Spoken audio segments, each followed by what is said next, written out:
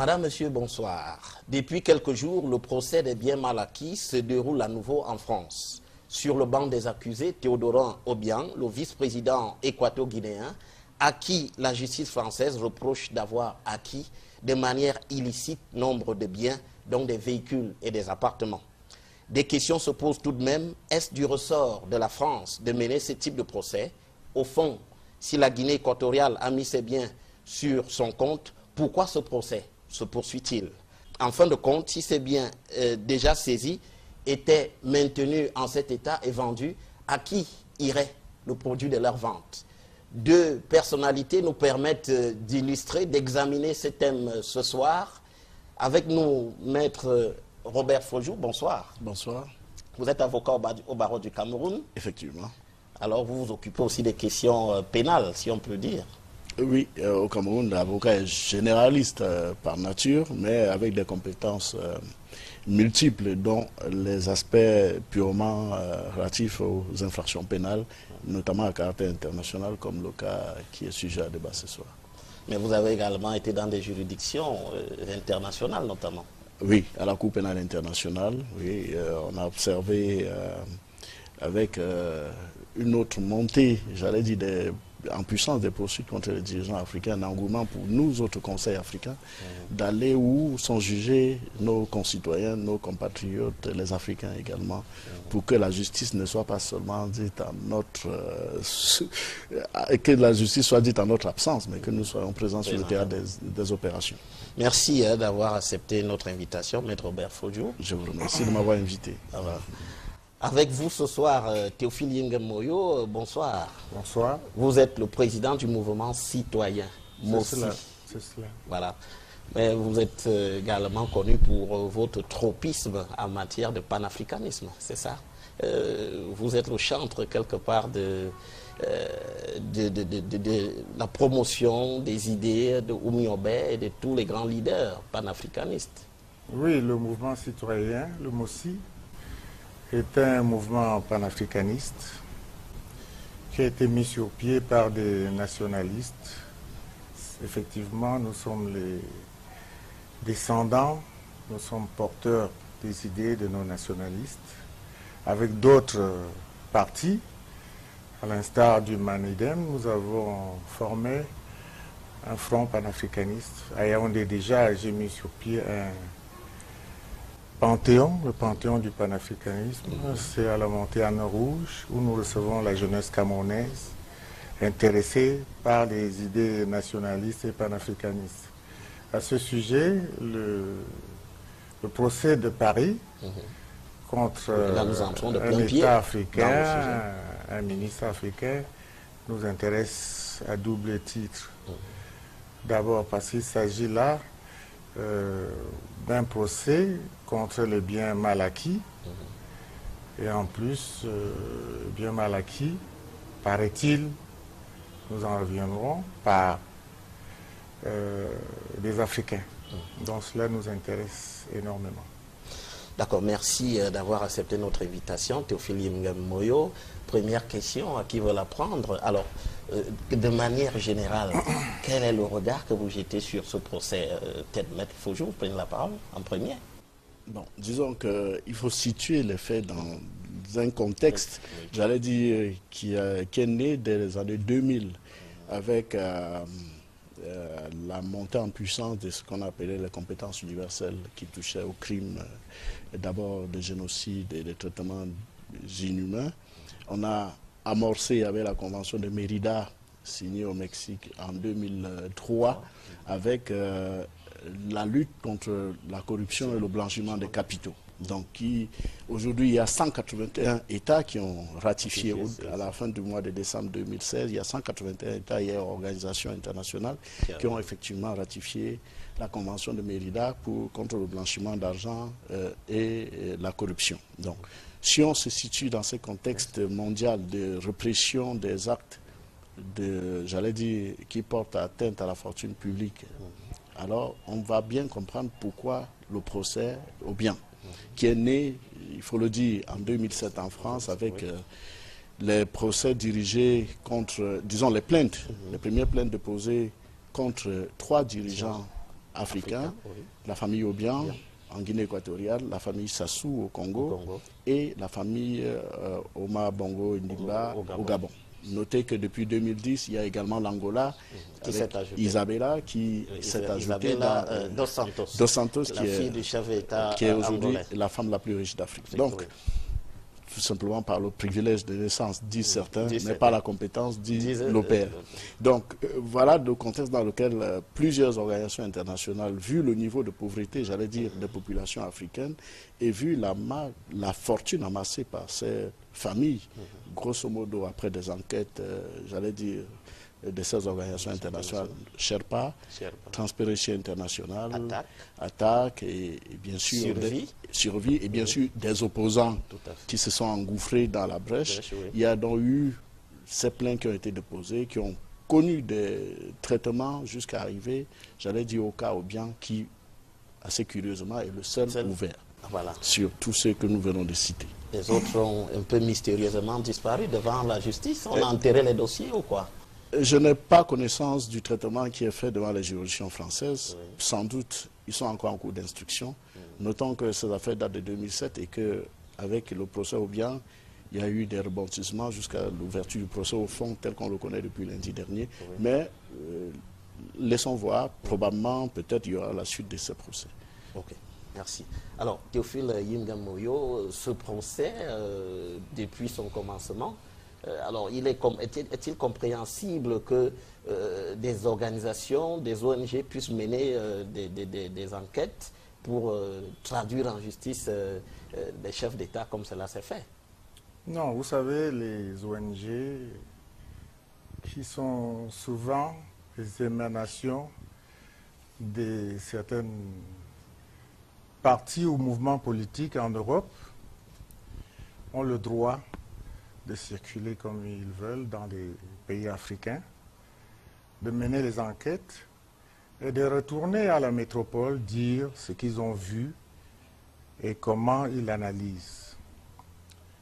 Mais vous savez, nous sommes des panafricanistes, donc nous allons le voir sous le prisme des relations entre la France et les pays africains. On a cité le cas de l'Angola. On a cité le cas du Congo-Brazzaville et du Gabon. Mais il arrive qu'il n'y a que Obiang Nguema qui est actuellement en procès continu en France. Et vous connaissez les rapports que ce pays a ou a encore avec la France au niveau des ressources de ce petit État d'Afrique centrale, et ces ressources sont extrêmement convoitées par la France. Et je pense que le président équato-guinéen a eu l'idée de diversifier ses relations et de privilégier celles avec les Américains à un moment donné où la France avait des difficultés. Je pense honnêtement que le mal vient de là. Mais alors, parce que les biens mal acquis sont connus en Afrique depuis des années. Comment ça, vous savez, on a des chefs d'État, on a des hommes politiques africains qui manifestement ont acquis des biens qu'ils ne peuvent pas justifier. Et ces biens sont en France ou dans d'autres pays. Pourquoi alors privilégier le cas Obiang? Pourquoi ne pas s'intéresser aux biens mal acquis par les dirigeants arabes? Alors, vous voulez dire... Par les dirigeants arabes du Moyen-Orient et par les dirigeants arabes d'Afrique du Nord. Vous avez vu le cas en Tunisie, l'ancien président. Vous avez vu la fortune. Oui. Vous avez vu la fortune que le couple président tunisien a amassée de façon ostentatoire. Mais, avec le soutien de la France d'ailleurs. Bien entendu. Mais ils ne sont pas en procès. Lorsqu'ils ont fui de la Tunisie, ils se sont réfugiés d'abord en France. Donc on avait même la possibilité là d'avoir le client en matière judiciaire sous la main. Oui. Mais rien ne s'est passé. Donc je pense que là, même si je ne conteste pas le fait que la totalité des biens de Théodore Nguema ne se justifie pas, je ne peux pas comprendre l'acharnement de la France vis-à-vis de certains pays d'Afrique et particulièrement d'Afrique centrale. Alors, vous avez suivi le cas du Sénégal tout à l'heure. Il y a eu un cas au Sénégal, je crois que c'était le fils de l'ancien président Karim Wade. Karim Wade. Mais la France n'a rien dit. Vous avez des personnalités en Côte d'Ivoire qui ont une fortune injustifiable. La France ne dit rien. Vous avez le cas de l'Angola. La dame, la fille du président angolais, est la femme la plus riche. C'est sûr qu'on a prononcé son nom dans les milieux français. C'est-à-dire on a voulu étudier son cas. Alors, mais l'Angola est une si grosse puissance en matière de minerais et pétrolière qu'ils n'ont pas osé. Et puis, donc, la Centrafrique, le Congo, le Congo-Kinshasa. Mais là-bas, j'ai fait un tour là-bas il y a moins d'un mois. Là-bas, les minerais sont exploités à ciel ouvert. Et alors, quand est-ce que la France, on fera le procès de la France pour les biens mal acquis en Afrique? Oui, alors Théophile Ngamoyo, si on vous suit bien, vous entendez dire que la Guinée équatoriale serait peut-être le petit poucet dans la cour des grands, entre le Gabon le Gabon et le Congo-Brazzaville. Ça saute aux yeux de tout le monde. Je viens de vous expliquer ce que comment moi je comprends ce problème. Oui. Mais il y a tout de même la preuve qu'il y a des biens qui ont été mal acquis. Je ne l'ai pas contesté. Je dis que Théodore ne peut pas justifier la totalité de ses biens.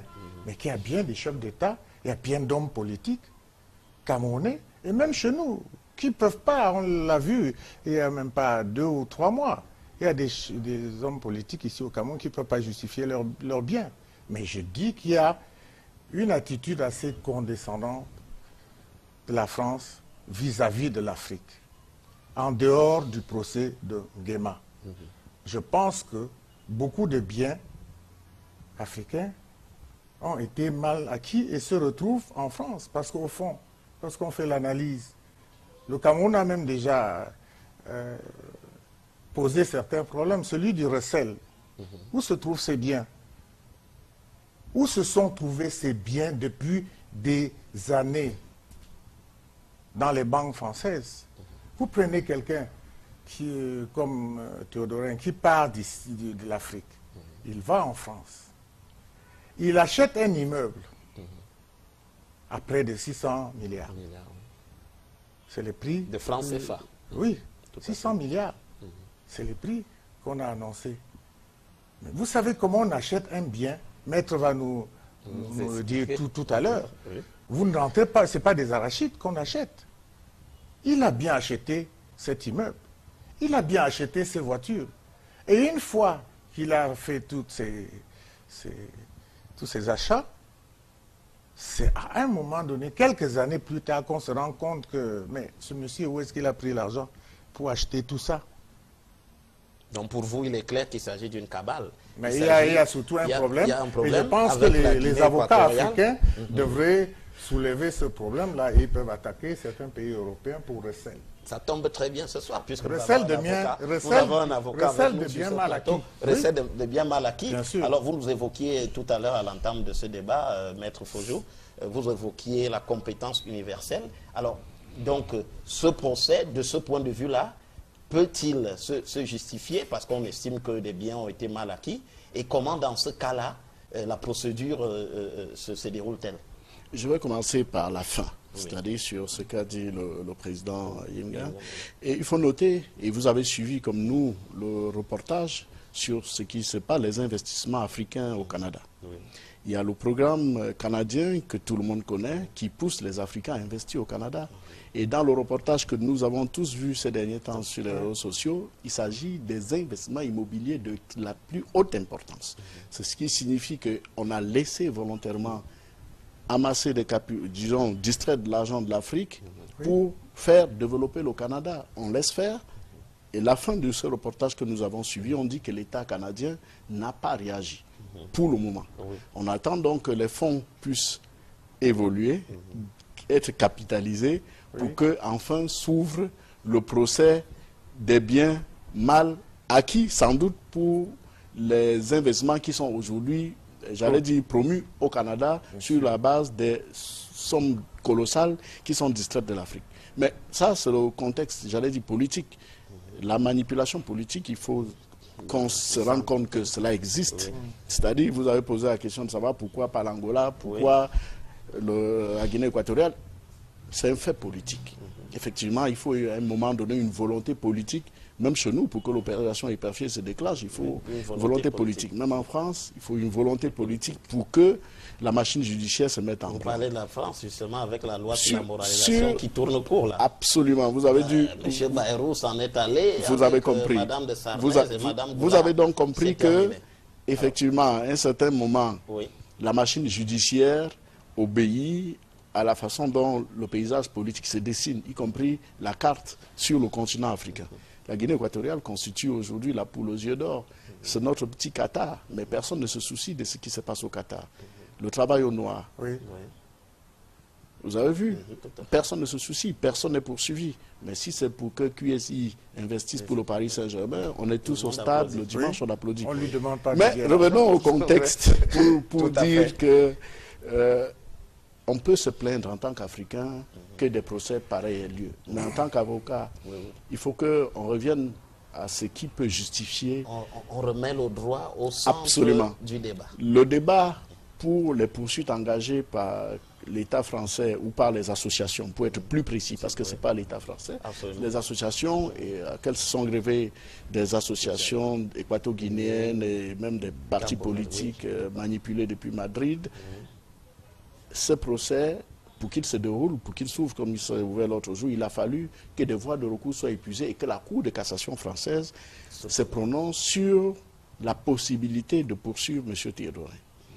Vous avez vu que l'État équato-guinéen, à partir des procédures qui étaient enclenchées depuis 2011, a entamé un processus de marche arrière. Ce processus de marche arrière consistait notamment en la reprise par l'État équato-guinéen du fameux appartement de la rue Foch, qui aujourd'hui fait office d'ambassade de Guinée équatoriale.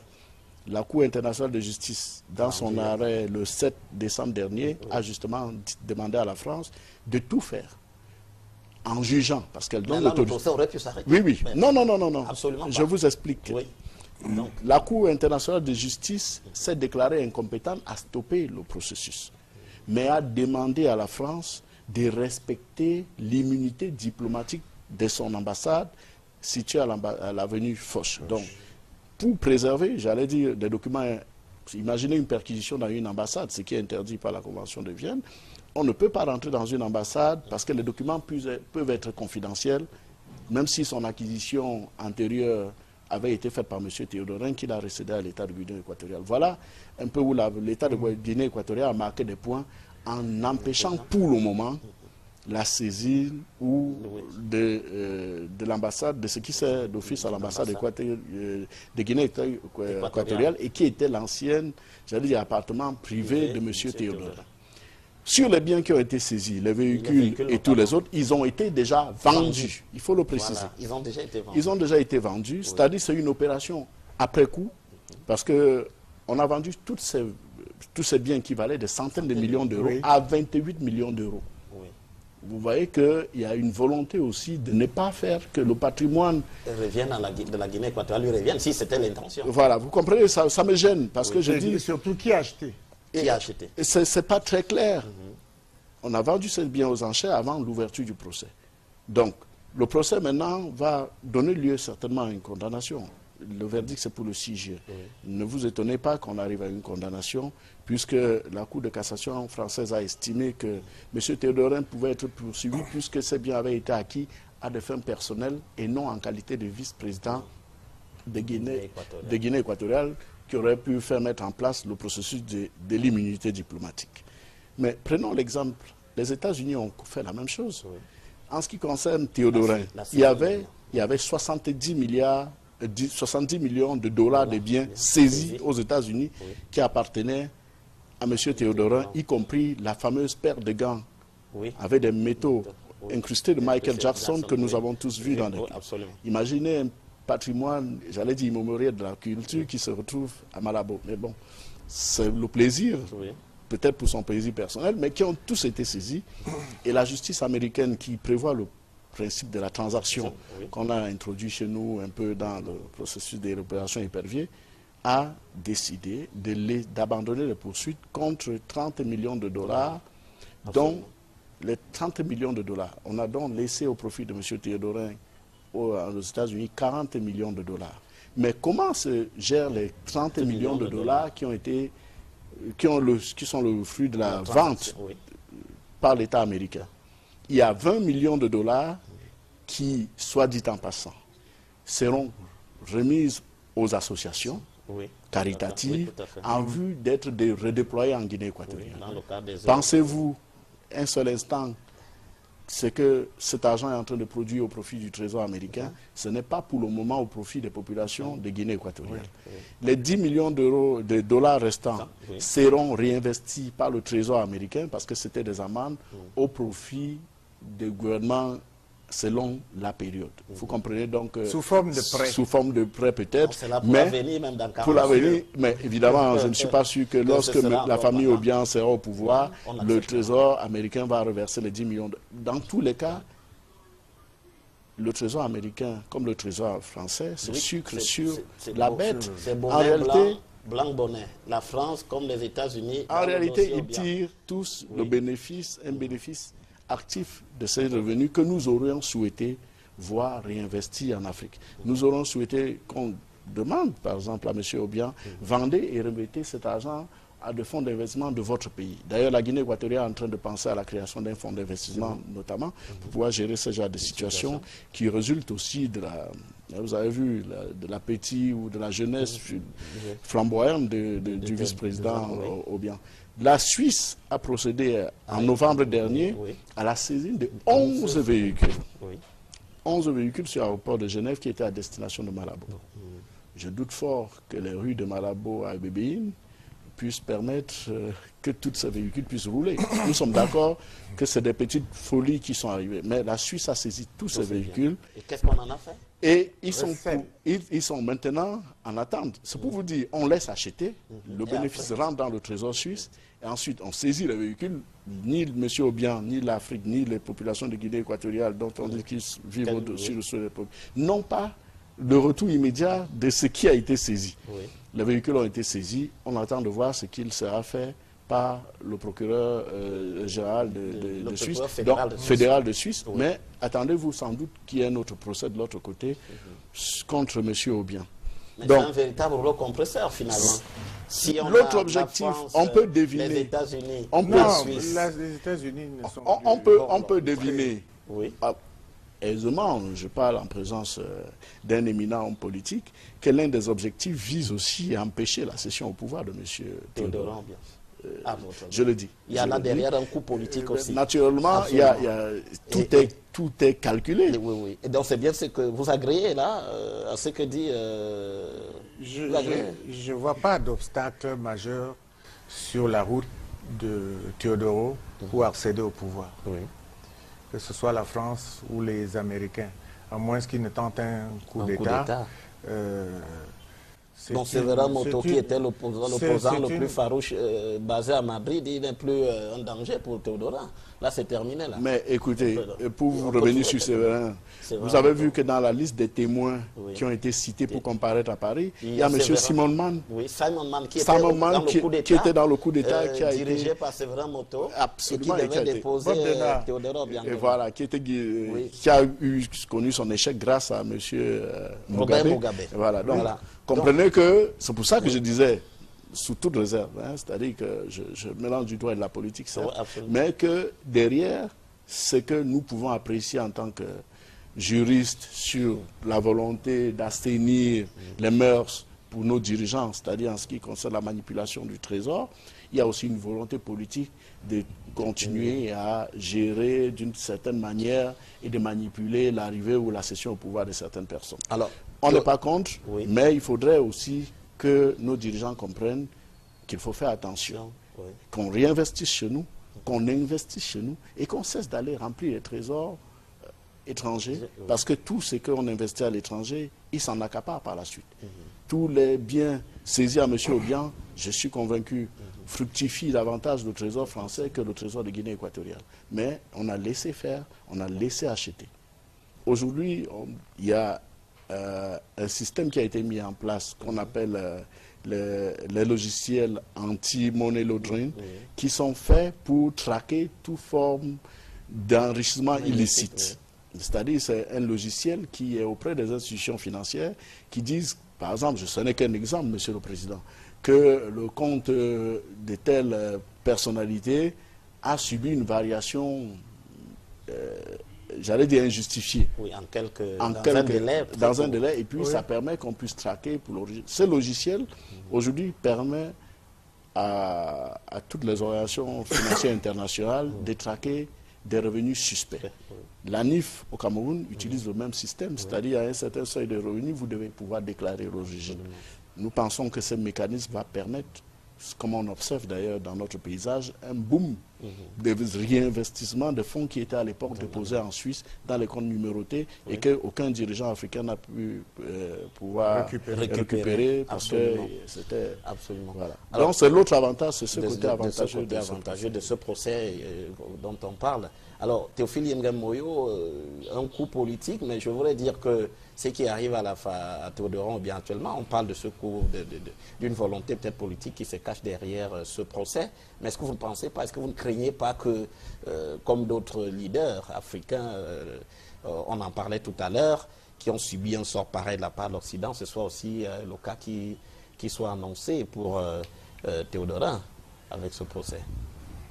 Il est évident que ni la France, ni les États-Unis, ni la Suisse, vous savez, la Suisse a une tradition d'accaparement des richesses africaines. Ils n'ont pas beaucoup d'industries comme les autres pays. Absolument. C'est-à-dire la Suisse s'enrichit sur le dos des biens, des personnalités qui en sont aptes à distraire les biens de leur pays. C'est le cas de Mobutu, c'est Seko, le cas d'Abacha, vous avez les cas même de certains présidents du Moyen-Orient ou d'Afrique du Nord qui ont investi des sommes énormes. Mais je dois vous dire une chose, là où c'est un peu vexant, et je pèse mes mots, quand vous allez sur les Champs-Élysées, il n'y a presque plus de Français qui possèdent l'immeuble sur les Champs-Élysées, la Grande Armée, l'avenue Hoche. Mais comment est-ce qu'un chef d'État qui est au service de son peuple, que son État soit un État pétrolier ou pas, et où il y a des milliers de personnes qui croupissent dans la misère, peuvent s'acheter des bâtiments entiers sur les Champs-Élysées ou même dans certaines rues de New York. Oui, tout à fait. Maître l'a dit tout à l'heure, et je l'avais dit avant, tout se fait au vu et au su de tout le monde. Je ne peux pas débarquer à Paris et acheter un immeuble sans qu'il y ait une armada de notaires, d'avocats, derrière. Sans qu'il y ait un enregistrement qui fait Sans qu'il y ait rentrer, un enregistrement qui fait rentrer l'argent dans le qui fait trésor. rentrer l'argent dans le compte, de l'État français. Bien sûr. Mais tout ça, ça s'est passé au vu et au su de tout le monde. Alors, la question qu'on peut poser au tribunal, où était l'État français? Parce que il y a des biens qui ont été confisqués par certains États pendant la Seconde Guerre mondiale, par exemple aux Juifs. Mais c'était la guerre. Donc il y a eu des personnes qui étaient, parce qu'ils étaient les plus forts, ils sont rentrés chez des personnalités ou chez des personnes et ont récupéré leurs biens. Parce qu'il y avait la guerre, parce qu'il y avait la raison du plus fort. Comment cela s'est passé, donc, en plein XXe siècle, à Paris, à New York, et maintenant au Canada? Parce qu'il s'agit aussi de cela. Où est-ce que les Africains prennent tant d'argent pour aller construire des grands ensembles au Canada? Sans qu'on leur dise rien. Sans qu'on leur dise quoi que ce soit, ni les États où ils investissent ainsi. Parce que moi, je croyais qu'on devait investir en Afrique. On devait construire des logements en Afrique. Mais là, on apprend que pendant que les Africains n'arrivent pas à se loger décemment, parce que pendant que nos enfants voguent dans la boue à longueur de journée dans les quartiers mal famés, vous savez, c'est extrêmement difficile. Alors, lorsque vous voyez une ville comme la nôtre, et on nous apprend qu'il y a des Africains qui s'en vont investir au Canada, au vu au su de tout le monde.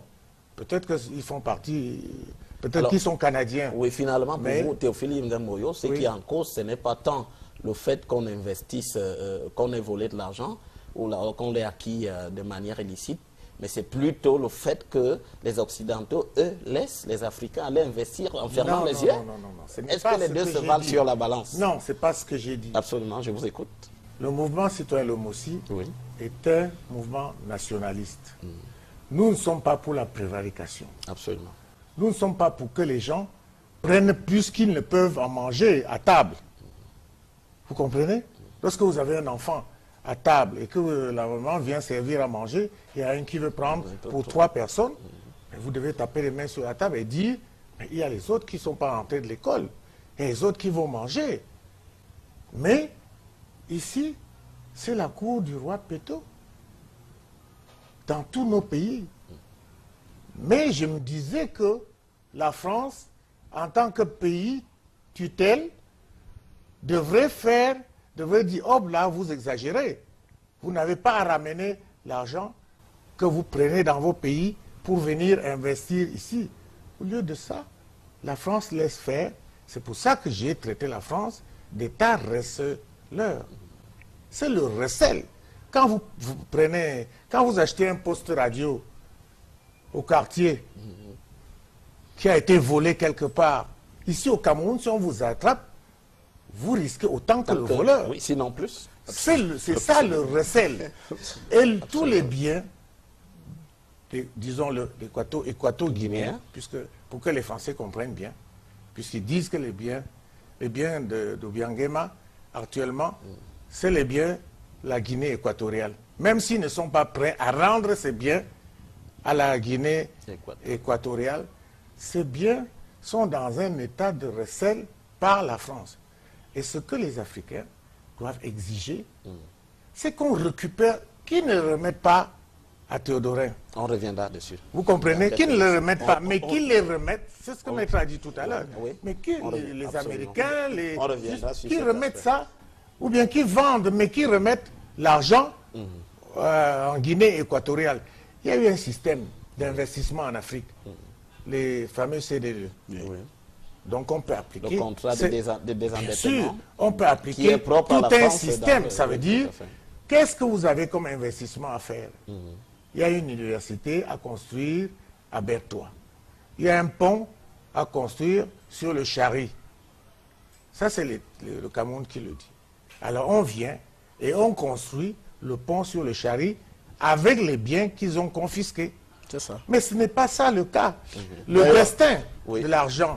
Il est important de préciser, comme le dit le président, que dans le cadre de la Convention de Mérida, on a bien prévu que les États victimes devraient être partie civile de tous ces procès. Mais les États ne sont pas partis. Mais dans le procès qui se déroule en France, oui. Je me plains parce que l'État de Guinée équatoriale n'est pas partie civile au procès. Est-ce que c'est possible? Normalement, comme l'a dit le président, on devrait s'attendre à ce que les sommes qui résulteraient, j'allais dire, de cette condamnation ou alors du produit des ventes soient rétrocédées à la partie civile de Guinée équatoriale qui va les réinvestir au profit des populations ainsi démunies. Il n'y a pas pour le moment, dans le cadre du procès qui se déroule à Paris, d'autres bénéficiaires peut-être des condamnations, en attendant que le juge, peut-être s'il arrive à une condamnation, se prononce sur la distribution des deniers qui découlent du produit de la vente, mais on y observe. Absolument. Transparency International, Sherpa, Survie, toutes des organisations internationales qui vont certainement retirer, sous toute réserve, un bénéfice des sommes ainsi pour continuer à survivre, alors que ces fonds saisis, si on a la certitude qu'elles proviennent, j'allais dire, quels sont les produits du trésor qui ont été distraits, que ces sommes soient saisies et qu'on ouvre un compte spécial d'opération en faveur de la Guinée équatoriale, qu'on dise oui, et ça c'est un gage de bonne gouvernance aussi qui viendra de chez eux. Mais pour le moment, j'estime que le produit de la vente, je ne suis pas certain que cela puisse bénéficier directement au produit, même si je ne suis pas contre la tenue du procès. Pour aborder dans le même sens que maître, j'aimerais, je ne suis pas encore sûr de l'issue du procès, que si le procès se termine, que la Guinée équatoriale porte plainte pour recel. Parce que le procès est dans quel sens? Ces biens ne sont pas à Théodorin au bien. Ces biens sont à la Guinée équatoriale. C'est bien ça, les données. Et à ce moment-là, lorsque on condamne Théodorin, on récupère les biens, on vend les biens, on récupère les biens qui ont déjà été vendus, et à ce moment-là, on trouve un système pour les remettre à la Guinée équatoriale, parce que ce seraient donc les biens de la Guinée équatoriale. Mais ça doit finir. Si j'ai l'impression que c'est le sort de ces biens, c'est celui de notre fameux compte d'opération. Bon, voilà, on reviendra précisément encore sur ces aspects dans ce débat. Alors, Maître Fodou, vous êtes le spécialiste du droit sur ce plateau ce soir. Alors, la longueur de ce procès, sa durée, il dure quand même depuis 2007 et nous sommes en 2017. Oui, mais alors, il faut expliquer. C'est quand même énorme. Est-ce que les procédures prévoient ce type de... Techniquement, ça se justifie par l'exercice de voie de recours. Absolument. Vous savez, pour que la juridiction de jugement ouvre le procès lundi dernier, il a fallu épuiser les voies de recours, les exceptions soulevées jusqu'à la Cour de cassation par la défense, notamment en ce qui tient à l'immunité et l'impossibilité qui avait été soulevée pour la France de juger M. Théodorin, qui est devenu depuis l'année dernière le vice-président de Guinée équatoriale et qui, à l'époque des faits, a été d'abord conseiller, puis ministre des forêts, de l'agriculture et des forêts. Donc, en réalité, cette immunité qui est une technique, les exceptions qui ont été soulevées sont une technique procédurale qui justifie à ce jour la durée du procès. Et donc, on est dans le normal en ce qui concerne le processus qui a donné lieu à l'ouverture du procès lundi dernier. Alors, vous pensez aussi que le fait qu'on ait pris autant de temps, cela justifie, est-ce que cela ne justifie pas finalement une certaine peur de la Guinée équatoriale de ne pas vouloir que M. Théodorin Obiang aille effectivement devant la juridiction qui lui fait un reproche? Mais la Guinée équatoriale ne peut pas accepter. Et je pense que Théodorin, en allant à Paris, a un procès court des risques. Il court le risque vous savez, le syndrome Barbeau. Et là, vous comprenez? Voilà un président. On pourrait l'interpeller. Oui. Et le garder à vue, par exemple. Mais bien sûr qu'on va l'interpeller, on va le garder à vue. S'il est condamné, on ne va plus le laisser aller en Afrique. Et la Guinée équatoriale le sait. Je ne vois pas comment le vice-président de la Guinée équatoriale va se lever et aller dans un procès à Paris. Imaginez l'inverse. C'est-à-dire que l'inverse, ça veut dire que l'on traduise en justice ici chez nous. Imaginez un procès qui s'ouvre contre Bernard Tapie. Ici, oui. Puisque son cas est évident. Qu'il y a eu malversation avec d'autres ministres français, et dont les plus importants. Vous imaginez son procès à Yaoundé? On est où là? Vous comprenez? Oh, tout à fait. Alors, il faudrait qu'à un moment donné, on nous ait un peu plus de considération. C'est ça qui nous embête. Ce n'est pas qu'on veut s'attaquer à la France, au système de droit français ou pas, mais la justice, si elle est universelle, a ses méthodes qui doivent être universelles. On ne peut pas avoir deux poids, deux mesures. Imaginez un chef d'État européen et même américain dans un pays africain en prison. C'est inimaginable. Gbagbo est en prison depuis. Il est jugé à La Haye. C'est un chef d'État africain. On l'a pris, on a failli prendre celui du Soudan. Oui, Omar el-Béchir. Oui, il est allé en Afrique du Sud, ils l'ont demandé. Mais l'Afrique du Sud, ce n'est pas la Côte d'Ivoire. Et puis en Côte d'Ivoire, il y avait l'armée française. Donc vous voyez, c'est toujours la loi du plus fort. Ce qu'on demande à certains dirigeants, je pèse mes mots, certains dirigeants français, c'est d'avoir un peu de considération pour les Africains. Honnêtement, c'est à la limite un cri, pas de désespoir, mais d'attention vis-à-vis de la France. Qu'ils aient un peu plus de considération. À ce moment-là, on pourra mieux traiter au niveau des affaires. Parce qu'au fond, en toile de fond de tout ce qui se passe là, il y a les affaires. Tout à fait. Il y a le contexte économique. Nous sommes riches. Nous avons des ressources. Ça ne doit pas devenir pour les autres une situation de chantage pour décider de ce qu'ils veulent de nos chefs d'État. À un moment donné, ici au Cameroun, on disait oui, tel va partir du pouvoir parce que... Mais vous avez vu comment les Camerounais ont réagi, qu'ils soient de l'opposition ou du gouvernement. Oui. Ils ont dit le problème politique au Cameroun, c'est notre affaire. Et je pense que cette considération que je demande pourrait étaler un tapis vert à notre ancienne métropole pour qu'on discute affaires d'égal à égal. Mais si ce n'est pas le cas, on va se retrouver dans la situation de la Guinée équatoriale qui a fermé les portes et qui se retrouve dans cette situation. Et je demande que cela cesse. Alors, oui, je vais néanmoins donner des précisions, j'allais dire, pour qu'on comprenne pourquoi les juridictions internationales aujourd'hui, ou alors la justice internationale, parfois se substituent aux États africains. On peut, sur le plan simplement technique, se dire l'infraction s'est commise en Guinée équatoriale, c'est l'État de Guinée équatoriale qui aurait dû juger. En fait, c'est ce que soulève la défense de M. Théodorin. Ils ont raison sur le fond.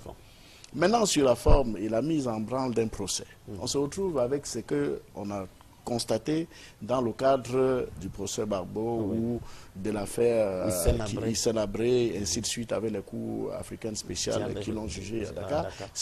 En fait, nous sommes arrivés à une difficulté sur le plan de la justice internationale. Pour certains États, l'absence de volonté de juger des dirigeants qui sont poursuivis, je vais dire de ce niveau. L'État du Cameroun juge des ministres et ainsi de suite. Mais bon, la difficulté pour l'État de Guinée équatoriale, de juger en Guinée équatoriale le vice-président de Guinée équatoriale, c'est l'absence de volonté qu'on note de ce côté et l'impossibilité de la tenue d'un tel procès en Guinée équatoriale. On a mis ce ce mécanisme j'allais dire, dans les traités internationaux qui créent les différentes cours spéciales qu'on a connues, que ce soit au Rwanda, en ex-Yougoslavie ou parce que les juridictions de ces États étaient incapables de mener à bien des procès de façon équitable. Et c'est ce mécanisme qui justifie aujourd'hui que l'on juge. Je suis d'accord, je suis d'accord sur ce que vous dites. Mais Yannick, vous avez un couple présidentiel où il est de notoriété publique que les responsabilités sont partagées que c'est à part égale que les responsabilités. C'est le couple Gbagbo. Oui. Mais on vient prendre Gbagbo, on l'amène à La Haye. On est bien en train de juger Mme Simone Gbagbo en Côte d'Ivoire. Ça veut dire qu'on aurait pu juger Gbagbo en Côte d'Ivoire. C'est là où ça ne fonctionne pas dans l'esprit des nationalistes. Mais vous ne craignez pas que l'impossibilité dont parle Maître puisse s'appliquer également au cas Gbagbo? Parce que vu la tension qui régnait après 2011, était-il possible d'organiser un procès Gbagbo en Côte d'Ivoire? Mais pourquoi on organise un procès de Mme Gbagbo qui est, d'après ce que j'entends, est autant responsable que M. Gbagbo, que le président Gbagbo? Elle n'était tout de même pas présidente, Théophile. Mais tout le monde l'a dit, même à La Haye, je suis ce procès minute by minute. Même à La Haye, on soulève le problème de Mme Gbagbo, qu'elle est aussi responsable que son mari. Donc on aurait pu juger M. Gbagbo en Côte d'Ivoire. Pourquoi on ne l'aurait pas jugé? Puisque à l'époque, qui dirigeait la Côte d'Ivoire lorsqu'on a pris Gbagbo et qu'on a gardé Mme Gbagbo? Qui avait le pouvoir effectif en Côte d'Ivoire? C'était la France. Donc la France aurait pu maintenir en détention le président Gbagbo. Il n'y aurait pas eu de soulèvement. Vous comprenez? Ça veut dire qu'il y a un problème. Le problème, c'est que si Gbagbo restait en Côte d'Ivoire, on n'aurait pas à remettre aussi facilement le pouvoir à l'actuel président. Oui. Donc, c'est ça, il aurait pu constituer un véritable caillou dans la chaussure de la France, naturellement. Oui, mais ça, c'est pas qu'il aurait pu. Il est un caillou dans la chaussure de la France, en Côte d'Ivoire. De la France. Ce que je veux dire, c'est que ce qu'on peut faire pour l'un, on peut le faire pour l'autre. Pour le cas de la Guinée équatoriale, c'est vrai parce que c'est le vice-président au pouvoir. Est-ce qu'on imagine un juge équato-guinéen convoquer Théodore Obiang? Est-ce que c'est possible? Est-ce que Théodore Obiang Nguema a perdu sa fonction de vice-président? C'est comme ici au Cameroun. Les gens disent parfois que le procès, qu'on n'arrête pas tel, on n'arrête pas tel. Ils sont en fonction. Le problème, c'est de les démettre. Et c'est ça peut-être qui n'arrivera pas en Guinée équatoriale. Mais il vaut mieux attendre et jouer un bon procès que d'avoir un mauvais procès. Parce que il peut ne plus être vice-président demain. Quelqu'un d'autre peut le juger. Mais le problème là maintenant... Oui, pour aller dans votre sens, il y a quand même eu des cas comme celui de Pinochet. Il a fallu attendre de nombreuses années au Chili. Maître Faujour, avant de voir... Vous pensez, le cas de Pinochet, je le connais, parce qu'on était étudiants. Voilà, absolument. Nous, on a eu, en tant qu'étudiants, on a eu à héberger des Chiliens qui avaient fui leur pays. Le cas de Pinochet, si on fait un parallèle, tout à fait, sur le plan sociologique, n'est pas très différent de ce que nous vivons en Afrique. Les États-Unis avaient voulu la peau de Salvador Allende, qui était un patriote, qui était un communiste, et qui était un révolutionnaire. Il n'était plus d'accord pour qu'on puisse vendre le cuivre chilien à son prix qui devait bénéficier au peuple chilien. Alors les Américains ont dit quoi? Il faut, si ce monsieur-là, ce langage, la CIA, si ce monsieur-là, il faut le dégager. Il ne pouvait pas le dégager facilement parce qu'il était populaire. C'était quelqu'un qui avait été élu. Alors, ils ont commencé à susciter des grèves des camionneurs pour qu'on ne transporte plus le cuivre, pour que le transport ne fonctionne plus. Il y a eu un chaos. Ils ont paralysé le pays. Ils ont paralysé le pays, exactement ce qui se passe aujourd'hui au Venezuela. Avec M. Maduro. Avec M. Maduro. Alors, donc c'est exactement... Alors à ce moment-là, ils ont renversé Allende. Allende a préféré mourir que d'aller peut-être... Parce qu'on pouvait l'extrader et le juger ailleurs et le condamner. C'est la même méthode. Or, à la longue, ceux qui utilisent la méthode forte, on ne peut jamais être fort, assez fort pour le demeurer tout le temps. Tout le temps. Oui. Ce n'est pas possible.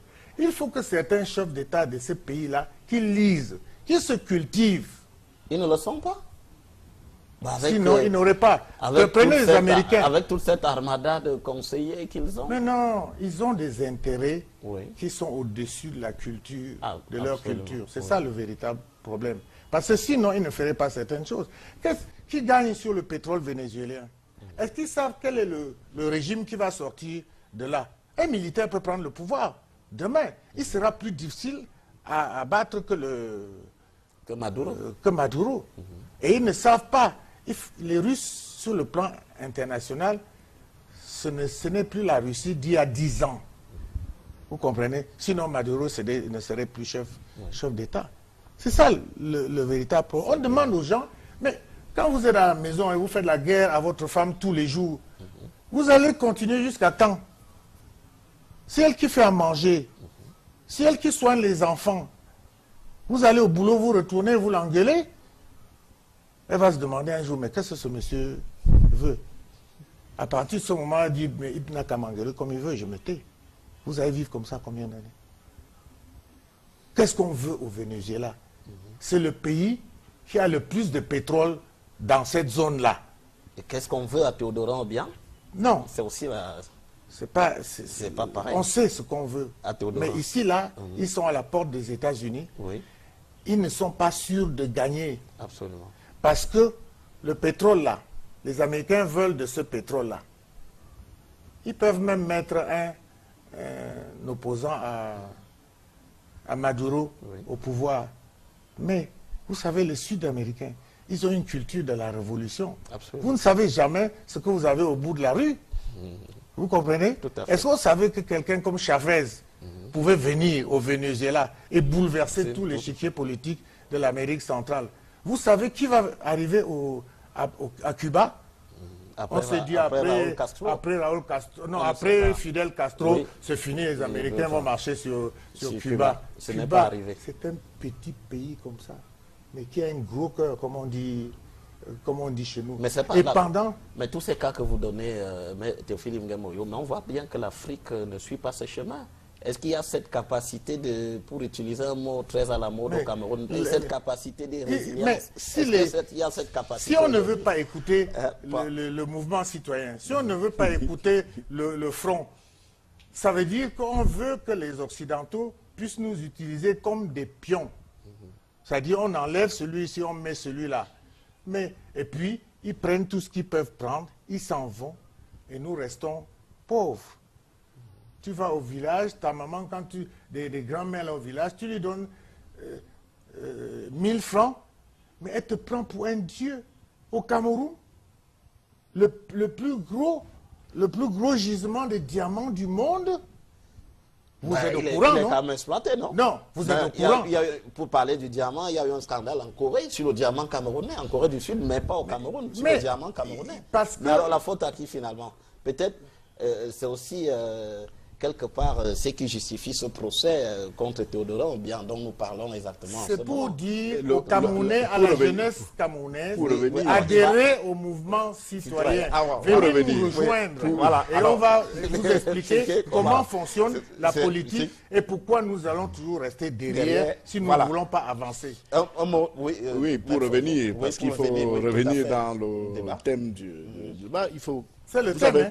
Vous avez parlé de l'origine des fonds. Absolument. Oui. En fait, il faut savoir qu'aujourd'hui, que le système de passation, en tout cas, les rétrocommissions, ça c'est bien. Sont à l'origine, en fait, de ces enrichissements illicites. Oui. En back-office, tout à l'heure, je discutais avec le président du MOSI, qui était un urbaniste, architecte bien connu, et qui m'expliquait sur les prix au kilomètre lorsqu'on bitume la route.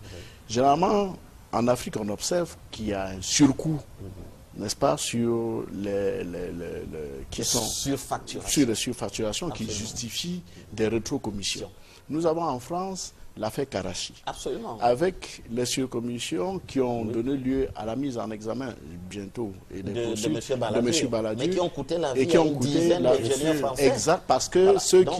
les Pakistanais qui n'avaient pas pu rentrer en possession de leur rétrocommission sont allés faire assassiner, un attentat, voilà, commettre un attentat, qui n'était pas un attentat puisqu'ils ne voulaient pas se tuer, mais qui sont allés liquider les autres par vengeance. Absolument. Donc le mécanisme est celui-là. Avec les sociétés écrans, les placements à l'étranger, le maquillage des fonds. On vous dit, on vous passe un marché peut-être pour la construction de tel, et ensuite on vous paye sur un compte offshore. Le compte offshore permet maintenant de gonfler votre patrimoine immobilier qui est en construction, puisque en réalité le blanchiment c'est quoi? C'est de transformer l'argent d'origine illicite en quelque chose de licite. Ah oui, et cela, historiquement, il faut savoir, le terme blanchiment vient d'un système mis en place par une famille aux États-Unis, qui était une famille mafieuse, qui avait utilisé les fonds issus de la mafia pour ouvrir une blanchisserie. Absolument. Et le terme blanchiment est venu donc de cette blanchisserie en 1928, qui avait été utilisée par une famille de la mafia pour blanchir l'argent qui était qui venait des milieux de la drogue et ainsi de suite. Donc, c'est le système qui est mis en place qui a permis la distraction de ce fonds. Et si on ne veille pas à ce que les marchés ou alors toutes les multinationales qui viennent investir dans notre pays suivent, j'allais dire, les règles étroites d'investissement sans des rétrocommissions, on ne va pas arriver à des sorties massives de fonds. Puisque ces sociétés participent, qui sont des sociétés pour la plupart occidentales, participent à la création des comptes offshore, participent à la remise, à la dissimulation des bénéfices. Oui, tout à fait. Et donc qui nourrissent dans les poches de ceux-là qui vont aujourd'hui investir au Canada, comme on le décrit au jour d'aujourd'hui.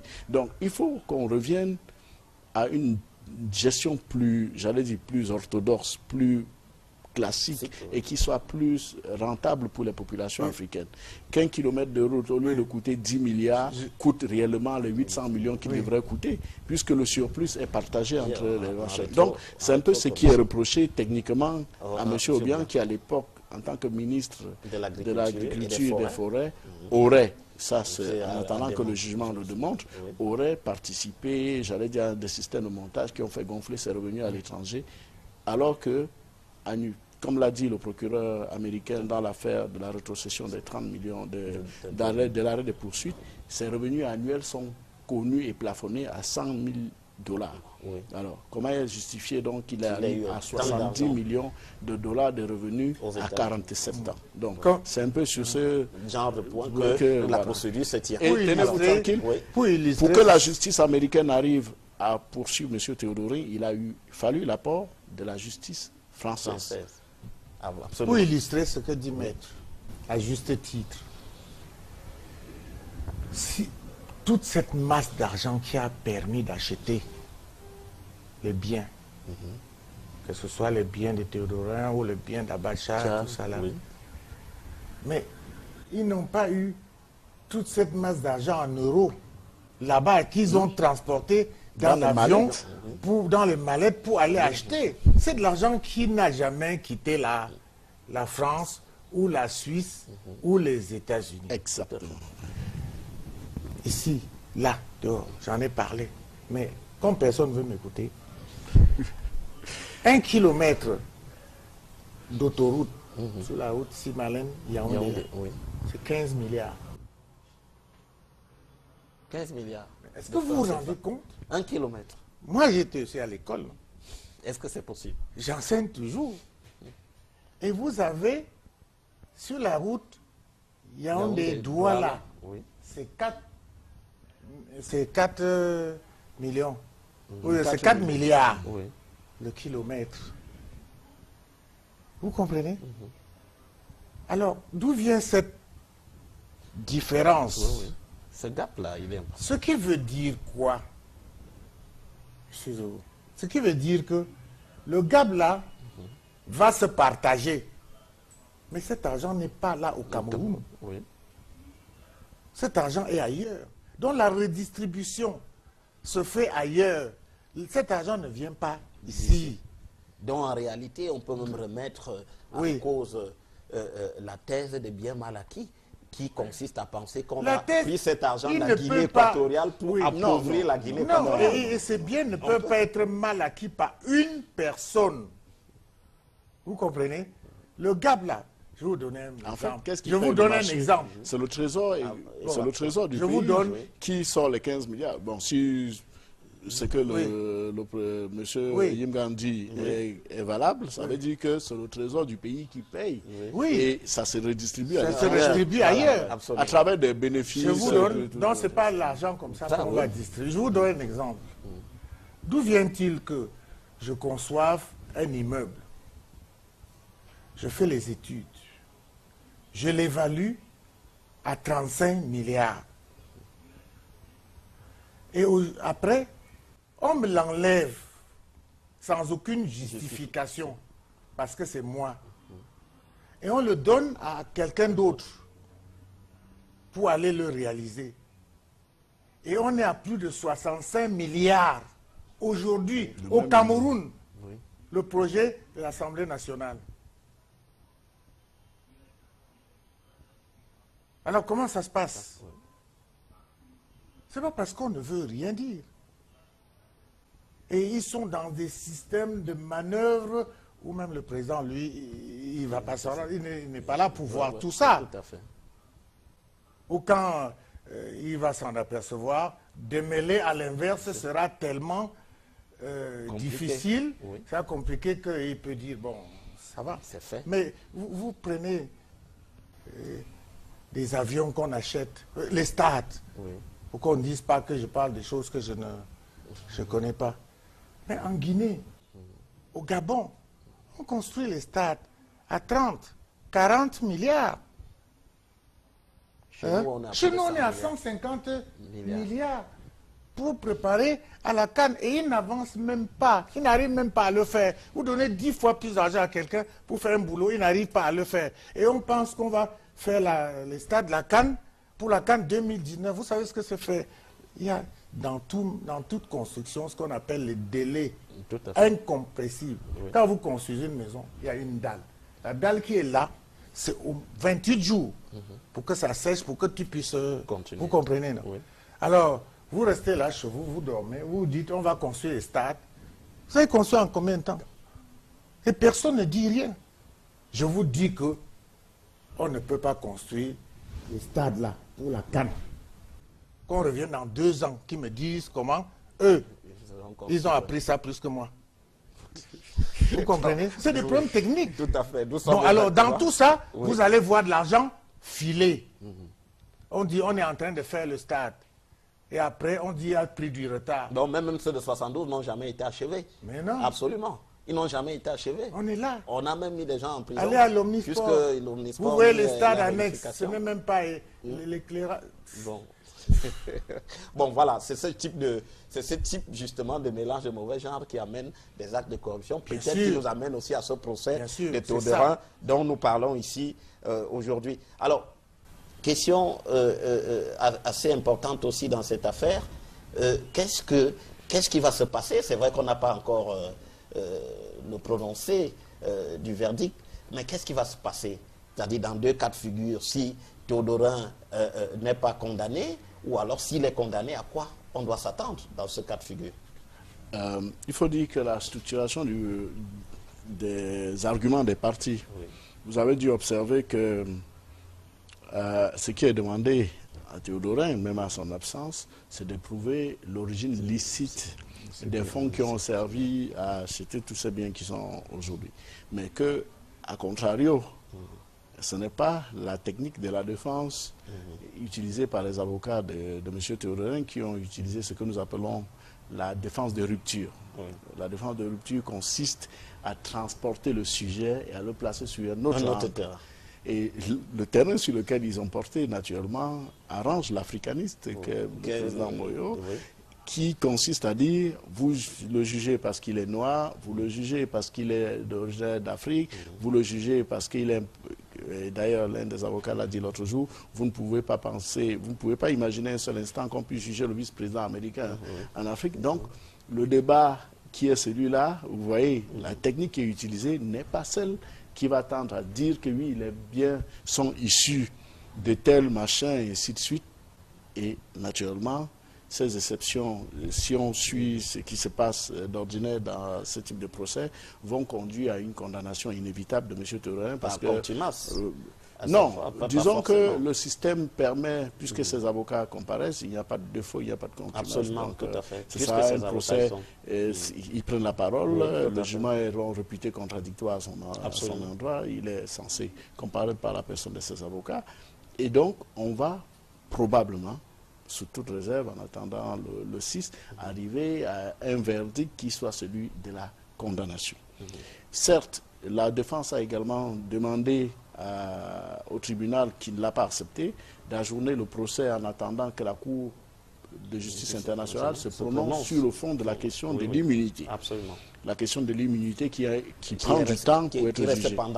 Parce qu'eux, ils estiment que les faits ont été commis lorsqu'il n'était pas vice-président de Guinée équatoriale, qui lui confère l'immunité qu'il a depuis octobre de l'année dernière, et qu'ensuite, en vertu de l'origine des fonds qui n'ont pas été placés parce que qualité de vice-président de Guinée équatoriale, il peut donc être jugé.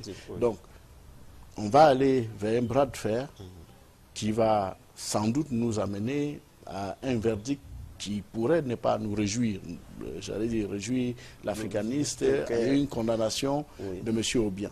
Mais la bataille ne va pas s'arrêter à ce niveau, puisque vous savez, aujourd'hui, on est devant le tribunal correctionnel de Paris, il y a donc les voies de recours qui pourront être exercées devant la Cour d'appel de Paris, éventuellement la Cour de cassation, en attendant effectivement que la Cour internationale de justice se prononce sur la question de l'immunité. En ce qui concerne cet immeuble, l'enjeu aujourd'hui n'est pas les biens saisis qui ont été vendus. Le gros enjeu, c'est l'ambassade de Guinée équatoriale. Parce que pour l'État français, ils veulent faire sauter le verrou de l'immunité pour pouvoir le revendre. La Cour de justice internationale a donné un peu de répit à l'État de Guinée équatoriale et nous attendrons de voir quel sort sera réservé à ces biens qui, pour l'instant, ne peut donc pas être vendu parce qu'il n'est pas possible qu'on le saisisse en tant qu'ambassade.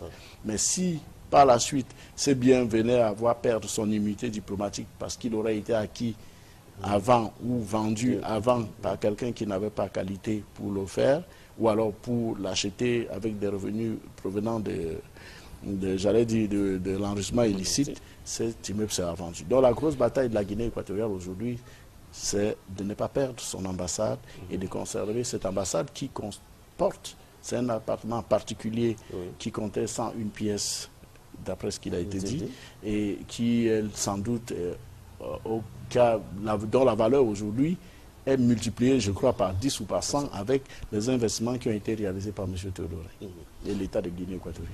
Oui, alors, Théophile Moyo, à quoi faut-il s'attendre justement? Est-ce que après la condamnation de Théodorin Obiang, c'est le cas, il faut s'attendre à ce qu'il y ait un changement? Est-ce que finalement on fera un peu plus attention dorénavant? Non.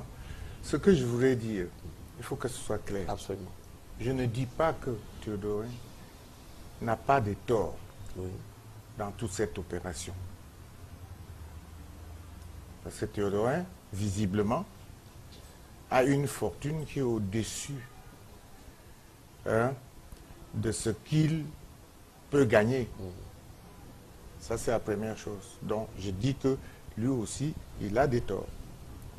Deuxièmement, je dis qu'il a des torts, mais que cette ambassade, parce qu'il faut parler de l'ambassade aujourd'hui, qu'on le tourne de n'importe quelle façon, a été acheté par de l'argent guinéen. Oui. Ça, c'est une donnée. Ils peuvent me dire ce qu'ils veulent, ils n'ont qu'à le dire. Mais c'est acheté par l'argent guinéen. Donc, il n'est même pas question, au risque d'avoir un crash diplomatique, qu'on puisse prendre ce bâtiment à la Guinée. On peut le prendre à Théodorin. Mais pas à la Guinée. Mais pas à la Guinée. Puisque l'hypothèse de départ, c'est que Théodora a pris l'argent de la Guinée, indûment l'argent de la Guinée, pour venir s'acheter quelque chose. Maintenant, la France devrait dire, puisqu'il a acheté cet immeuble, et puis que maintenant on a mis la main dessus, monsieur le président de la Guinée, voilà l'ambassade c'est quand même en France. Ça veut dire que le destin de cette ambassade ne peut plus changer, ne pourra pas changer. Ça, c'est quelque chose qu'on peut accepter. Et l'État équato-guinéen demeurera, puisqu'il l'État au-delà des personnes, va demeurer. au-delà de la Parce personne, que si on le prend aujourd'hui, et que par une partie inadvertance, c'est ça, de la famille Nguema, quelqu'un d'autre prenne le pouvoir, qu'est-ce qu'ils vont dire? Qu'est-ce que le président va faire? Vous croyez qu'il ne va pas réclamer son bien en sachant que, hypothèse, le vice-président, du moins le ministre de la Forêt, a pris de l'argent de la caisse de la Guinée et allait acheter un bâtiment. La France a estimé que c'était au-dessus de ses moyens et qu'il fallait rendre cet argent à la Guinée, donc rendre le bâtiment. C'est pour ça que je demande que la France puisse traiter ce problème-là, même sur le plan politique. La France a intérêt à ce que la Guinée ne perde pas son ambassade. Mais parce que l'ambassade, ce n'est pas l'ambassade d'Obiang Nguema, c'est l'ambassade de la Guinée équatoriale. Je pense que même ceux qui défendent à ce procès-là doivent le dire. Parce qu'on est en train de faire comme si le procès, c'est contre la famille. C'est l'ambassade de la Guinée équatoriale. De la Guinée. Bon, deuxième chose. Troisième chose, hypothèse où il est condamné. On revient à la deuxième hypothèse. Oui. Il est condamné. Quelle est la condamnation? C'est qu'il a mal acquis ses biens. Au détriment de qui? De la Guinée équatoriale. Maintenant, on l'a condamné, on a pris les biens. Vous rendez ces biens à la Guinée équatoriale. C'est comme ça que nous, les nationalistes, les patriotes, devons défendre cette situation. Si ce n'est pas ça, qu'on m'explique autre chose. C'est comme ça que ça doit se passer. C'est pour que ceux qui veulent investir demain en France sachent que tôt ou tard, les Occidentaux, s'ils sont les amis des Africains, vont ramener cet argent-là en Afrique. Oui. S'ils sont nos amis, vous comprenez? Alors, les gens qui ont pris de l'argent ici, qui ont investi, parce que je peux vous dire qu'il y a plein d'immeubles à Paris, dans les 500 mètres de l'Arc de Triomphe, il y a des Camerounais qui habitent là. Ça, je peux vous dire.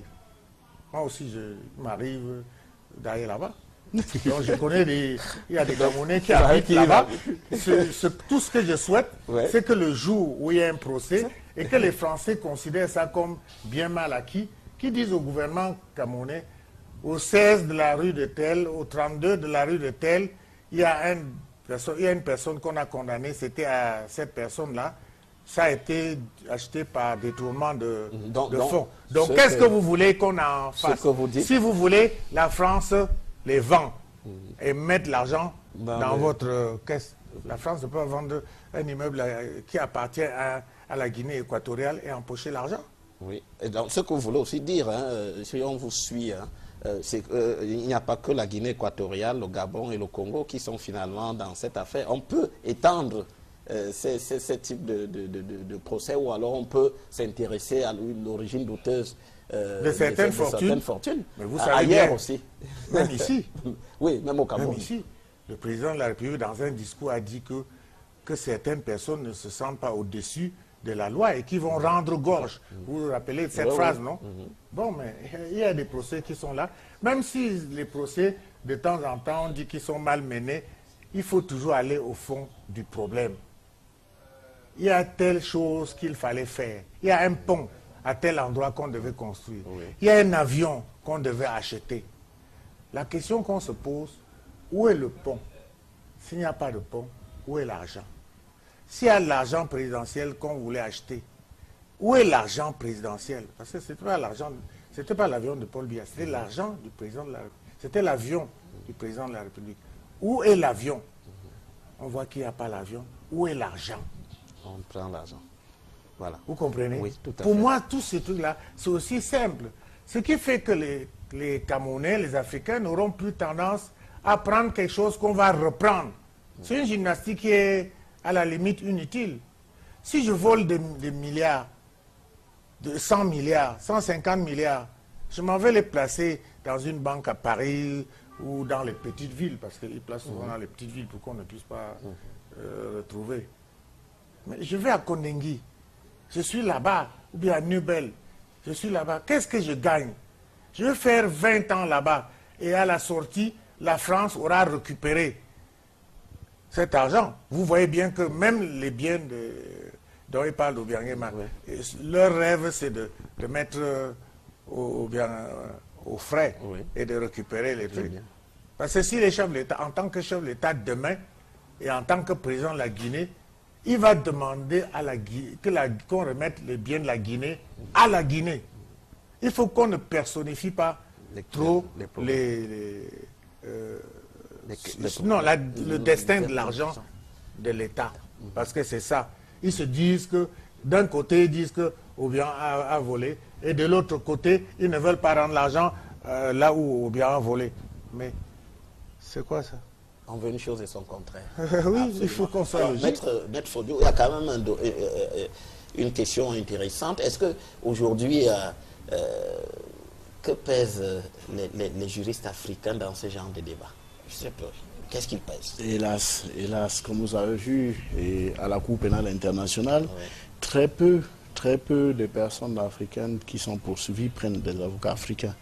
Je me réjouis que dans le cadre du procès de M. Obiang, il y a quelques avocats africains que je ne vais pas nommer, mais on a constaté que très souvent, et même dans le cas Gbagbo, vous avez vu, lorsqu'il était au pouvoir, il a fait venir des avocats français, dont Maître Jacques Vergès, et bien sûr, voilà. Donc c'est pas toujours des avocats. Et très souvent, les Africains qui ont vécu, qui connaissent un peu la situation dans laquelle vivent les populations, ne sont pas invités aux côtés des partis civils. Je n'ai pas vu, sauf à regarder la liste complète des conseils des associations Transparency International, ce sont des avocats français. Il y a quoi? Il y a un complexe là? Non, je ne sais pas, mais je dis, il faudrait qu'on songe, lorsqu'il y a un cas de cette nature, à associer des juristes africains qui maîtrisent parfaitement j'allais dire, l'environnement qui est le leur et qui peuvent porter, s'ils sont partie civile, les voix des personnes qui ont été victimes, j'allais dire, de la distraction de fonds. Du côté de ceux qui sont au pouvoir, il faut également songer à associer à leur défense ceux qui les connaissent, ceux qui peuvent porter davantage, j'allais dire, l'aspect politique des fonctions qu'ils exercent en Afrique. Donc, en tant qu'africaniste, comme l'a dit le président, je pense qu'ils songent tous à voir dans la défense de M. Obiang des avocats africains. Mais je crois qu'ils se comptent très peu. Mais sur le bout des doigts. Il faut qu'on songe très souvent à associer les juristes africains à ce type d'opération. Donc, effectivement, pour nous, c'est une déception, une fois de plus, de voir que la plupart des avocats, que ce soit la Cour pénale internationale, que ce soit, dans ce procès, que les avocats africains soient la plupart du temps absents. Il y a eu certainement une exception avec le tribunal pénal spécial pour le Rwanda, où beaucoup de conseils venaient des pays africains, dont d'excellents confrères du Cameroun qui ont abattu un très bon travail. Donc, parfois, nous regardons ce procès loin et parfois, nous plaignons de n'avoir pas été associés. Vous n'êtes pas associé. Vous n'y êtes pas associé. Alors, nous nous acheminons vers la fin de cette émission. Président Théophile Yenga Moyo, quelles leçons pour le continent africain au moment où justement on attend le verdict du procès Obiang? Moi, je pense que après les péripéties des indépendances en Afrique et la mutation hasardeuse au niveau des élites, l'élite coloniale et l'élite africaine, nous n'avons pas, 30 ans après, 50 ans après, pris la mesure qu'il faille faire notre autocritique. S'arrêter et se demander qu'avons-nous fait des indépendances? Qu'avons-nous fait de la lutte des nationalistes? Pourquoi en sommes-nous là? Quel est le système d'éducation que nous avons donné à nos enfants et que nous continuons à donner à nos enfants qui, une fois sortis de l'école, deviennent si individualistes? Parce que l'individualisme est à l'origine de certaines malversations. Si vous regardez dans nos sociétés traditionnelles, il n'y avait pas de prison. Il n'y avait pas de prison dans nos villages. Alors, nous n'avons pas cherché à savoir pourquoi il n'y avait pas de prison dans nos villages. Donc, il faut faire notre autocritique. Nous avons à remettre en cause beaucoup de choses, dont le système éducatif. Nous avons un système, le système qui est le système qu'on nous a imposé depuis la colonisation. Personne ne nous oblige à y rester. Nous faisons du mimétisme. Or, comme ils sont les Occidentaux ont une tradition individualiste, nous voyons bien que lorsque nous avons des enfants, qu'on éduque dans ces systèmes-là, ça a des travers inimaginables. Les sommes dont on parle là sont énormes. Même quand on prend des choses en France, ça n'atteint pas certains degrés. Donc je pense qu'il faut qu'on fasse l'autocritique. Et je pense que le mouvement nationaliste camerounais a beaucoup de choses à faire pour ramener la jeunesse dans la voie, dans le droit chemin. Dans le droit chemin, si je peux avoir cette prétention-là. Et c'est pour ça que nous avons créé le Panthéon du panafricanisme. C'est pour ça que nous avons le Front patriotique et panafricaniste. Pour que les gens viennent ressourcer, pour savoir d'où l'Afrique vient et où elle va. Se ressourcer et dans la tradition de ce que nous a montré Cheikh Anta Diop et tous les autres nationalistes. Alors, un dernier mot sur ce sujet, Maître Fojou? Oui, j'aurais aimé que, comme on a vu avec le procès Abré à Dakar, qu'on arrive à un système qui permette, je vous ai parlé tout à l'heure des fameux logiciels anti-blanchiment, anti-money laundering, qui permettent aujourd'hui de savoir que des revenus d'un tel ont accru de manière exponentielle et injustifiée. Qu'à partir des traitements de données qui sont en possession de toutes les institutions financières internationales, qu'on sache que les investissements qui sont aujourd'hui promus au Canada sur la base des fonds africains, c'est-à-dire des fonds peut-être distraits dans les pays qui ont été cités dans le fameux reportage, que ces fonds permettent une traçabilité, que ces logiciels permettent de savoir d'où viennent ces agents et que ces dirigeants africains ou ces élites africaines soient jugés en Afrique. Soient jugés en Afrique, y compris par des cours spéciales qui pourraient être créés en dehors de leur pays d'origine. Mais surtout, que chaque fois qu'on observe des mouvements de capitaux en provenance d'Afrique et détenus par des dirigeants africains, qu'un signalement rapide soit donné par ces États, au lieu d'attendre que ces fonds soient réinvestis dans ces États avant de dire que c'était des fonds qui étaient... Parce qu'ils mettent le développement de leur pays en avant et ensuite ils viennent crier par la suite que si votre tête ne leur plaît pas, que oui, bon, cet argent avait été volé par X qui est vice-président ou qui est président de ce pays, alors qu'ils ont tourné cet argent. Vous voyez la COSNEC One, Le véhicule qui a été saisi en oui, Suisse, oui. a été conçu en 7 exemplaires uniquement dans le monde. L'un des exemplaires a été saisi à Genève. Mais pour le construire, on a dû prendre le goût de la personne, on savait à qui ça appartenait. On aurait donc pu stopper le mouvement avant que l'argent ne soit à la avancé. commande. À la commande. Les fonds ont été engloutis des millions d'euros. Maintenant, on saisit et ça reste là-bas. Donc, il faut qu'on arrive à un système qui permette que la justice se fasse. Il y a une escroquerie quelque part dans que ce la mode justice de se fasse fonctionnement. normalement Oui. et que ces fonds reviennent au profit des populations qui sont aujourd'hui victimes, j'allais dire, de la distraction de ces fonds-là. Alors, L'argent doit revenir aux populations par tous les moyens, au lieu d'être bradé à 28 millions d'euros par le Trésor. Ces nombreuses voitures qui ont été vendues en valaient une centaine. C'est-à-dire, si on les avait vendues normalement, ces fonds auraient été reversés à Guinée équatoriale, qu'on aurait vu des écoles ou des hôpitaux, mais on les a bradés sans doute aux enchères et de manière intéressée et voilà, à un vil prix, alors qu'elles valaient 10 fois leur valeur. Donc, c'est sur ce plan que je ne trouve pas satisfaction, parce que même l'objectif visé de la vente de l'ambassade de Guinée équatoriale, je ne suis pas sûr que si on le vendrait au prix qui arrangerait l'État guinéen. Donc, alors merci Maître Robert Fojou, merci Théophile Yemgamoyo d'avoir accepté notre invitation. Merci aussi à vous, chers téléspectateurs, de nous avoir suivis pendant 90 minutes dans ce débat qui portait sur ce procès en cours à Paris contre Théodorin Obiang, le vice-président de la République équato-guinéenne. Je vous donne rendez-vous dimanche prochain lorsqu'il sera 20h30 sur Equinox Télévision. En attendant, restez en compagnie de nos programmes. À bientôt.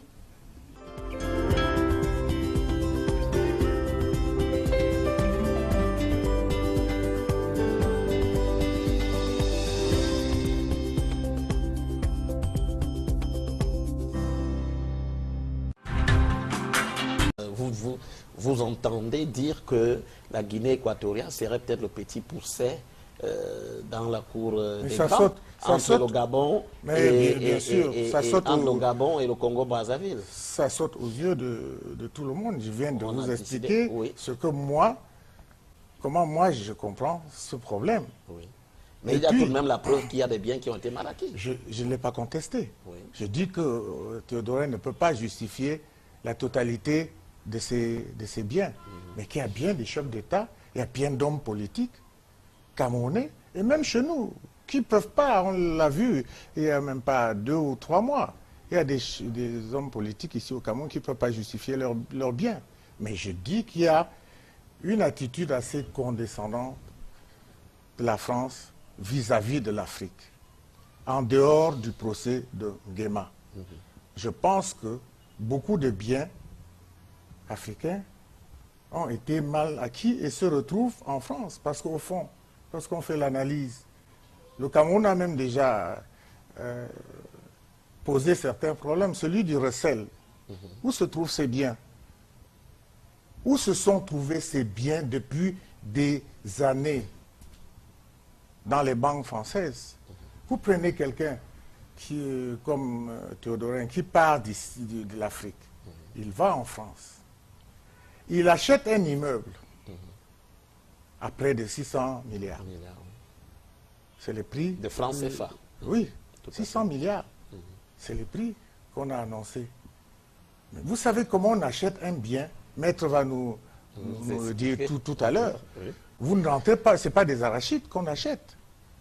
Il a bien acheté cet immeuble. Il a bien acheté ses voitures. Et une fois qu'il a fait tous ces achats, c'est à un moment donné, quelques années plus tard, qu'on se rend compte que, mais ce monsieur, où est-ce qu'il a pris l'argent pour acheter tout ça? Donc pour vous, il est clair qu'il s'agit d'une cabale. Mais il y a surtout un problème. Et je pense que les avocats africains devraient soulever ce problème-là et ils peuvent attaquer certains pays européens pour recel. Ça tombe très bien ce soir, puisque recel nous de avons un avocat recel de biens mal acquis. Recel de biens mal acquis. Bien sûr. Alors vous nous évoquiez tout à l'heure à l'entame de ce débat, Maître Fojou, vous évoquiez la compétence universelle. Alors, donc, ce procès, de ce point de vue-là, peut-il se justifier parce qu'on estime que des biens ont été mal acquis? Et comment, dans ce cas-là, la procédure se déroule-t-elle? Je vais commencer par la fin, c'est-à-dire sur ce qu'a dit le président Yinga. Et il faut noter, et vous avez suivi comme nous le reportage sur ce qui se passe, les investissements africains au Canada. Il y a le programme canadien que tout le monde connaît qui pousse les Africains à investir au Canada. Et dans le reportage que nous avons tous vu ces derniers temps sur les réseaux sociaux, il s'agit des investissements immobiliers de la plus haute importance. C'est ce qui signifie qu'on a laissé volontairement amasser des capitaux, disons, distraire de l'argent de l'Afrique pour faire développer le Canada. On laisse faire. Et la fin de ce reportage que nous avons suivi, on dit que l'État canadien n'a pas réagi pour le moment. On attend donc que les fonds puissent évoluer, être capitalisés pour que enfin s'ouvre le procès des biens mal acquis, sans doute pour les investissements qui sont aujourd'hui, j'allais dire, promus au Canada sur la base des sommes colossales qui sont distraites de l'Afrique. Mais ça, c'est le contexte, j'allais dire, politique. La manipulation politique, il faut qu'on se rende compte que cela existe. C'est-à-dire, vous avez posé la question de savoir pourquoi pas l'Angola, pourquoi la Guinée équatoriale. C'est un fait politique. Effectivement, il faut à un moment donné une volonté politique, même chez nous, pour que l'opération hyperfiée se déclenche, il faut une volonté politique. Même en France, il faut une volonté politique pour que la machine judiciaire se mette en place. On parlait de la France, justement, avec la loi sur la moralisation qui tourne court, là. Absolument. Vous avez dû... M. Bayrou s'en est allé. Vous avez compris. Madame de Sarnez et Madame vous avez donc compris que, effectivement, à un certain moment, la machine judiciaire obéit à la façon dont le paysage politique se dessine, y compris la carte sur le continent africain. La Guinée équatoriale constitue aujourd'hui la poule aux yeux d'or. C'est notre petit Qatar, mais personne ne se soucie de ce qui se passe au Qatar. Le travail au noir. Vous avez vu, personne ne se soucie, personne n'est poursuivi. Mais si c'est pour que QSI investisse pour le Paris Saint-Germain, on est tous au stade, le dimanche on applaudit. On lui demande pas. Mais revenons au contexte pour dire que on peut se plaindre en tant qu'Africain que des procès pareils aient lieu. Mais en tant qu'avocat, il faut qu'on revienne à ce qui peut justifier... On remet le droit au centre du débat. Le débat pour les poursuites engagées par l'État français ou par les associations, pour être plus précis, parce que ce n'est pas l'État français, les associations, et qu'elles se sont grevées des associations équato-guinéennes et même des partis politiques manipulés depuis Madrid, ce procès, pour qu'il se déroule, pour qu'il s'ouvre comme il s'est ouvert l'autre jour, il a fallu que des voies de recours soient épuisées et que la Cour de cassation française se prononce sur la possibilité de poursuivre M. Théodore. Vous avez vu que l'État équato-guinéen, à partir des procédures qui étaient enclenchées depuis 2011, a entamé un processus de marche arrière. Ce processus de marche arrière consistait notamment en la reprise par l'État équato-guinéen du fameux appartement de la rue Foch, qui est aujourd'hui fait office d'ambassade de Guinée équatoriale. La Cour internationale de justice, dans son arrêt le 7 décembre dernier, a justement demandé à la France de tout faire en jugeant, parce qu'elle donne l'autorisation. Le procès aurait pu s'arrêter. Oui. Non. Absolument pas. Je vous explique. La Cour internationale de justice s'est déclarée incompétente à stopper le processus, mais a demandé à la France de respecter l'immunité diplomatique de son ambassade située à l'avenue Foch. Donc, pour préserver, j'allais dire, des documents, imaginez une perquisition dans une ambassade, ce qui est interdit par la Convention de Vienne, on ne peut pas rentrer dans une ambassade parce que les documents peuvent être confidentiels, même si son acquisition antérieure avait été faite par M. Théodorin, qui l'a récédé à l'État de Guinée équatoriale. Voilà un peu où l'État de Guinée équatoriale a marqué des points en empêchant pour le moment la saisine ou de l'ambassade, de ce qui sert d'office à l'ambassade de Guinée équatoriale et qui était l'ancienne, j'allais dire, appartement privé de M. Théodorin. Sur les biens qui ont été saisis, les véhicules et tous les autres, ils ont été déjà vendus. Il faut le préciser. Voilà, ils ont déjà été vendus. Ils ont déjà été vendus, c'est-à-dire c'est une opération après coup, parce qu'on a vendu tous ces biens qui valaient des centaines de millions d'euros à 28 millions d'euros. Vous voyez qu'il y a une volonté aussi de ne pas faire que le patrimoine... revienne de la Guinée équatoriale, lui revienne, si c'était l'intention. Voilà, vous comprenez, ça me gêne, parce que je dis... Surtout qui a acheté? Qui a acheté? C'est pas très clair. On a vendu ces biens aux enchères avant l'ouverture du procès. Donc, le procès maintenant va donner lieu certainement à une condamnation. Le verdict, c'est pour le 6 juillet. Oui. Ne vous étonnez pas qu'on arrive à une condamnation, puisque la Cour de cassation française a estimé que M. Théodorin pouvait être poursuivi, puisque ces biens avaient été acquis à des fins personnelles et non en qualité de vice-président de Guinée équatoriale, qui aurait pu faire mettre en place le processus de l'immunité diplomatique. Mais prenons l'exemple, les États-Unis ont fait la même chose. Oui.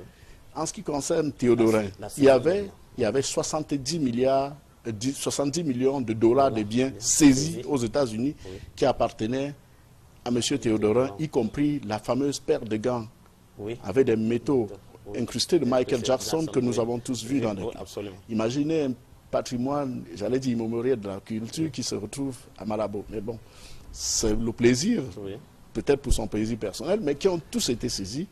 Et la justice américaine qui prévoit le principe de la transaction qu'on a introduit chez nous un peu dans le processus des opérations éperviers, a décidé d'abandonner les poursuites contre 30 millions de dollars, dont les 30 millions de dollars. On a donc laissé au profit de M. Théodorin aux États-Unis 40 millions de dollars.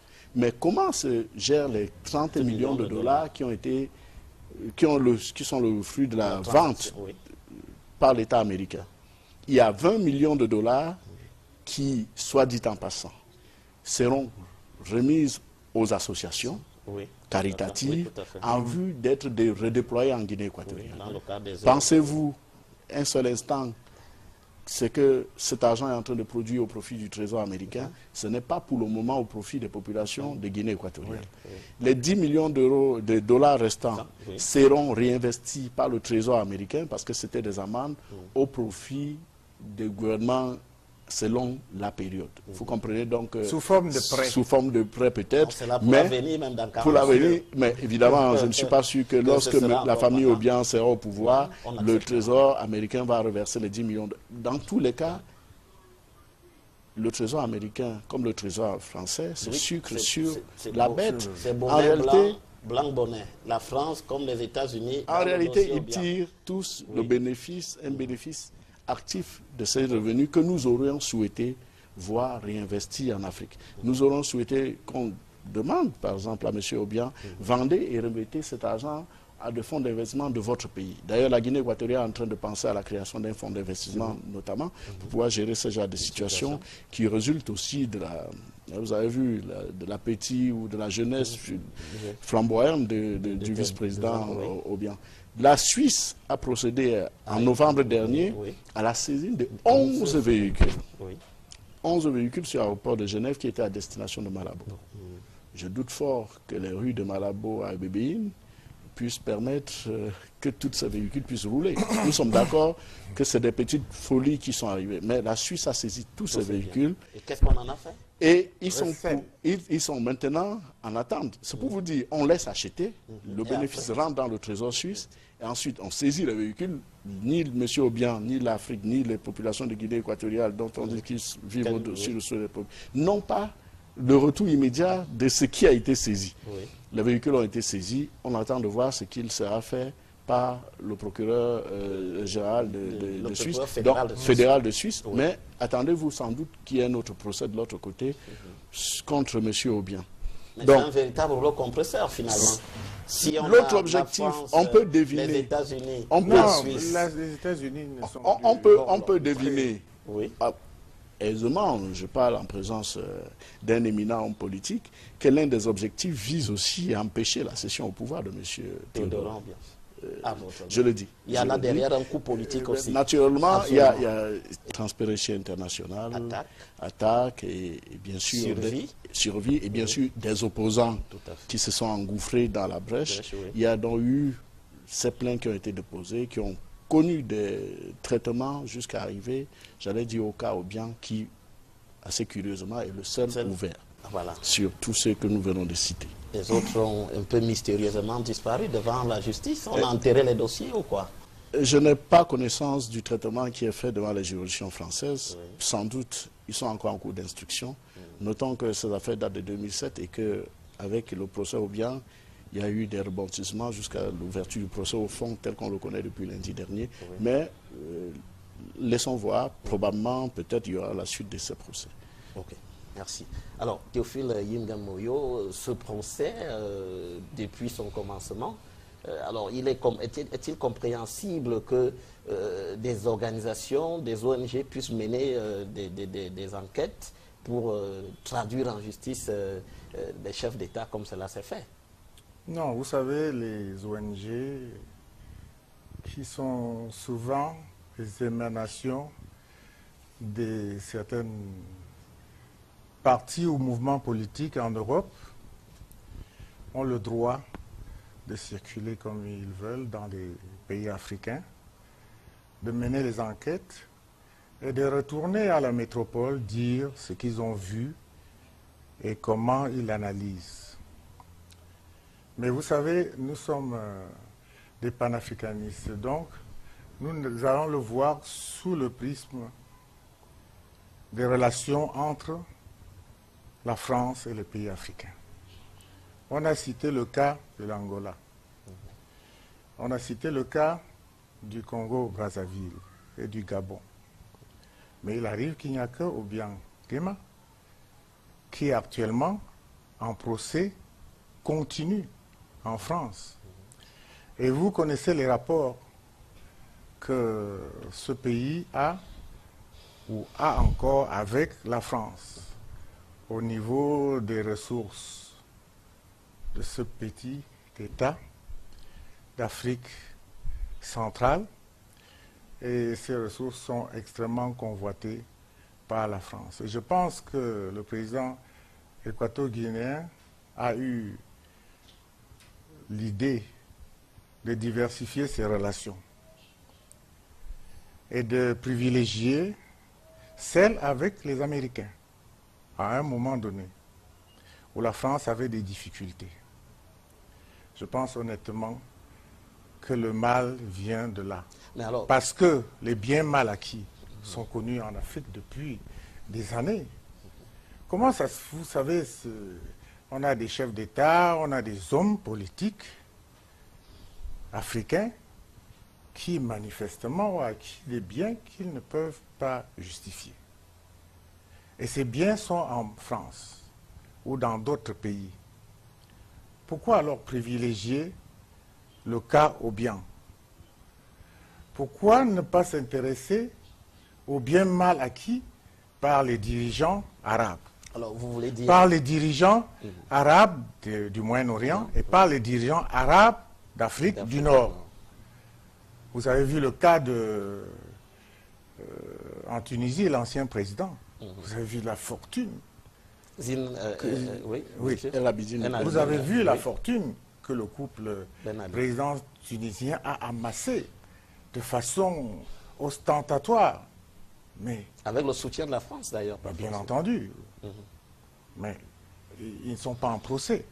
Lorsqu'ils ont fui de la Tunisie, ils se sont réfugiés d'abord en France. Donc on avait même la possibilité là d'avoir le client en matière judiciaire sous la main. Oui. Mais rien ne s'est passé. Donc je pense que là, même si je ne conteste pas le fait que la totalité des biens de Théodore Nguema ne se justifie pas, je ne peux pas comprendre l'acharnement de la France vis-à-vis de certains pays d'Afrique et particulièrement d'Afrique centrale. Alors, vous avez suivi le cas du Sénégal tout à l'heure.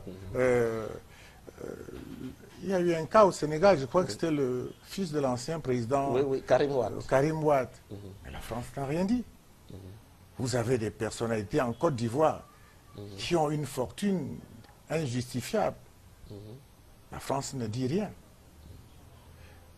Vous avez le cas de l'Angola. La dame, la fille du président angolais, est la femme la plus riche. C'est sûr qu'on a prononcé son nom dans les milieux français. C'est-à-dire on a voulu étudier son cas. Alors, mais l'Angola est une si grosse puissance en matière de minerais et pétrolière qu'ils n'ont pas osé. Et puis, donc, la Centrafrique, le Congo, le Congo-Kinshasa. Mais là-bas, J'ai fait un tour là-bas il y a moins d'un mois. Là-bas, les minéraux sont exploités à ciel ouvert. Et Alors, quand est-ce que la France, on fera le procès de la France pour les biens mal acquis en Afrique? oui, alors Théophile Ngamoyo, si on vous suit bien...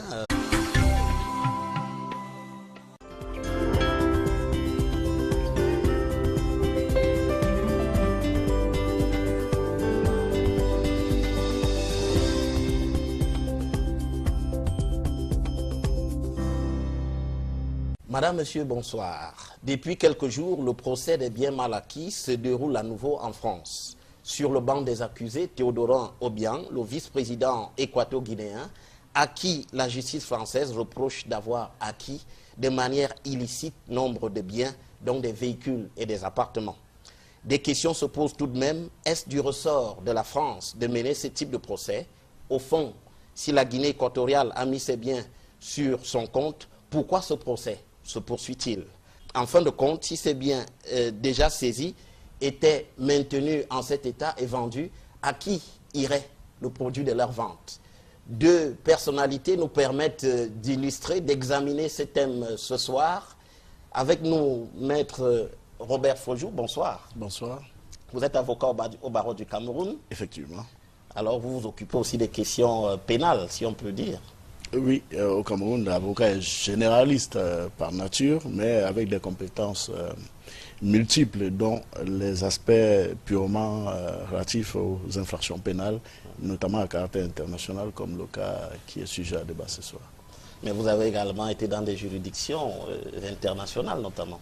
Oui, à la Cour pénale internationale, oui, on a observé avec une autre montée, j'allais dire, en puissance des poursuites contre les dirigeants africains, un engouement pour nous autres conseils africains d'aller où sont jugés nos concitoyens, nos compatriotes, les Africains également, pour que la justice ne soit pas seulement dite à notre... que la justice soit dite en notre absence, mais que nous soyons présents sur le théâtre des opérations. Merci d'avoir accepté notre invitation, Maître Robert Fojou. Je vous remercie de m'avoir invité. Alors, avec vous ce soir, Théophile Yengemoyo, bonsoir. Bonsoir. Vous êtes le président du mouvement citoyen, MOSI. C'est cela. Voilà. Mais vous êtes également connu pour votre tropisme en matière de panafricanisme, c'est ça? Vous êtes le chantre quelque part de la promotion des idées de Oumi Obé et de tous les grands leaders panafricanistes. Oui, le mouvement citoyen, le MOSI, est un mouvement panafricaniste qui a été mis sur pied par des nationalistes.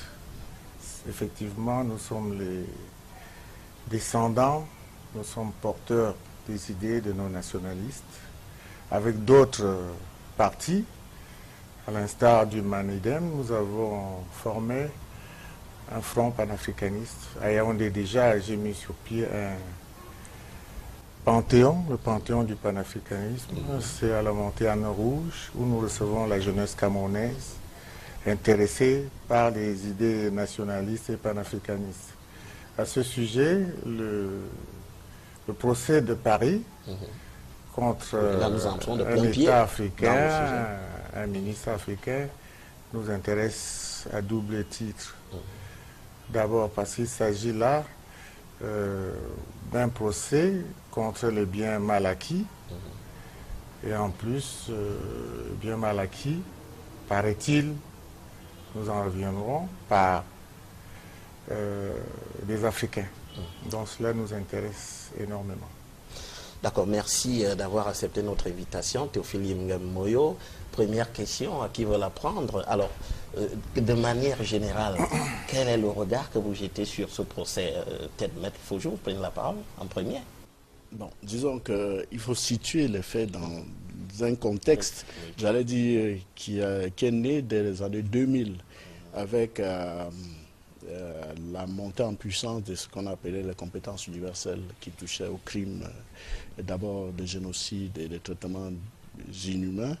On a amorcé avec la convention de Mérida, signée au Mexique en 2003, avec la lutte contre la corruption et le blanchiment des capitaux. Donc, aujourd'hui, il y a 181 États qui ont ratifié à la fin du mois de décembre 2016. Il y a 181 États et organisations internationales qui ont effectivement ratifié la Convention de Mérida contre le blanchiment d'argent et la corruption. Donc, si on se situe dans ce contexte mondial de répression des actes j'allais dire, qui portent atteinte à la fortune publique, alors on va bien comprendre pourquoi le procès au bien, qui est né, il faut le dire, en 2007 en France avec les procès dirigés contre, disons les plaintes, les premières plaintes déposées contre 3 dirigeants africains, la famille Obiang en Guinée équatoriale, la famille Sassou au Congo, et la famille Omar Bongo Ndimba au Gabon. Notez que depuis 2010, il y a également l'Angola, Isabella qui s'est ajoutée dans Dos Santos la fille du chef d'État qui est aujourd'hui la femme la plus riche d'Afrique. Donc, tout simplement par le privilège de naissance, disent certains, mais par la compétence, dit le père. Donc, voilà le contexte dans lequel plusieurs organisations internationales, vu le niveau de pauvreté, j'allais dire, des populations africaines, et vu la fortune amassée par ces familles, grosso modo, après des enquêtes, j'allais dire, de ces organisations internationales, Sherpa, tout est calculé. Oui. Et donc c'est bien ce que vous agréez là, à ce que dit... Je ne vois pas d'obstacle majeur sur la route de Teodoro pour accéder au pouvoir. Que ce soit la France ou les Américains, à moins qu'ils ne tentent un coup d'État. Donc c'est vraiment Moto qui était l'opposant le plus farouche basé à Madrid, il n'est plus un danger pour Théodorin. Là c'est terminé. Là. Mais écoutez, pour vous revenir sur Séverin, vous avez vu que dans la liste des témoins qui ont été cités pour comparaître à Paris, il y a M. Simon Mann. Oui, Simon Mann qui était dans le coup d'État, qui a dirigé été par Séverin Moto, absolument, et qui devait déposer Théodore Obiang. Et voilà, qui a connu son échec grâce à M. Mugabe. Voilà, donc comprenez que c'est pour ça que je disais, sous toute réserve, c'est-à-dire que je mélange du doigt de la politique, mais que derrière, ce que nous pouvons apprécier en tant que juristes sur la volonté d'assainir les mœurs pour nos dirigeants, c'est-à-dire en ce qui concerne la manipulation du trésor, il y a aussi une volonté politique de continuer à gérer d'une certaine manière et de manipuler l'arrivée ou la cession au pouvoir de certaines personnes. Alors, on n'est pas contre, mais il faudrait aussi que nos dirigeants comprennent qu'il faut faire attention, qu'on réinvestisse chez nous, qu'on investisse chez nous et qu'on cesse d'aller remplir les trésors étrangers, parce que tout ce qu'on investit à l'étranger, il s'en accapare par la suite. Tous les biens saisis à M. Obiang, je suis convaincu, fructifient davantage le trésor français que le trésor de Guinée équatoriale. Mais on a laissé faire, on a laissé acheter. Aujourd'hui, il y a un système qui a été mis en place qu'on appelle les logiciels anti-money laundering qui sont faits pour traquer toute forme d'enrichissement illicite.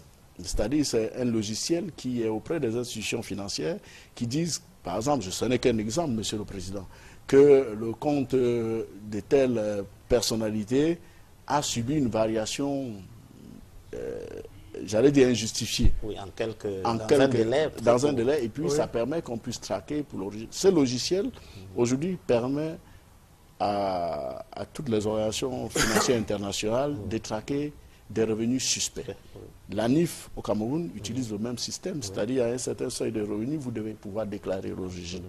Nous pensons que ce mécanisme va permettre, comme on observe d'ailleurs dans notre paysage, un boom de réinvestissement de fonds qui étaient à l'époque déposés en Suisse dans les comptes numérotés et qu'aucun dirigeant africain n'a pu pouvoir récupérer parce que c'était... Voilà. Alors, donc c'est l'autre avantage, c'est ce côté avantageux de ce procès dont on parle. Alors, Théophile Yengen Moyo, un coup politique, mais je voudrais dire que ce qui arrive à Théodorin Obiang actuellement, on parle de ce coup, d'une volonté peut-être politique qui se cache derrière ce procès. Mais est-ce que vous ne pensez pas, est-ce que vous ne craignez pas que, comme d'autres leaders africains, on en parlait tout à l'heure, qui ont subi un sort pareil de la part de l'Occident, ce soit aussi le cas qui soit annoncé pour Théodorin avec ce procès? Il est évident que ni la France, ni les États-Unis, ni la Suisse. Et vous savez, la Suisse a une tradition d'accaparement des richesses africaines. Ils n'ont pas beaucoup d'industries comme les autres pays. Absolument. C'est-à-dire la Suisse Ils ont les s'enrichit montres, sur le chocolat. dos des biens, des personnalités qui sont aptes à distraire les biens de leur pays. C'est le cas de Mobutu, c'est Seko, le cas d'Abacha. Vous avez les cas même de certains présidents du Moyen-Orient ou d'Afrique du Nord qui ont investi des sommes énormes. Mais je dois vous dire une chose. Là où c'est un peu vexant, et je pèse mes mots, quand vous allez sur les Champs-Élysées, il n'y a presque plus de Français Ce sont les qui Arabes. possèdent immeubles sur les Champs-Élysées, la Grande Armée, l'avenue Hoche. Hoche, oui. Mais comment est-ce qu'un chef d'État qui est au service de son peuple, que son État soit un État pétrolier ou pas, et où il y a des milliers de personnes qui croupissent dans la misère, peuvent s'acheter des bâtiments entiers sur les Champs-Élysées ou même dans certaines rues de New York. Oui, tout à fait. Maître l'a dit tout à l'heure, et je l'avais dit avant, tout se fait au vu et au su de tout le monde. Je ne peux pas débarquer à Paris et acheter un immeuble sans qu'il y ait une armada de notaires, d'avocats derrière. Sans qu'il y ait un enregistrement qui fait rentrer l'argent dans le qui trésor. fait rentrer l'argent dans le compte de l'État français. Bien sûr. Mais tout ça, ça s'est passé au vu et au su de tout le monde. Alors, la question qu'on peut poser au tribunal, où était l'État français? Parce que il y a des biens qui ont été confisqués par certains États pendant la Seconde Guerre mondiale, par exemple aux Juifs. Mais c'était la guerre. Donc il y a eu des personnes qui étaient, parce qu'ils étaient les plus forts, ils sont rentrés chez des personnalités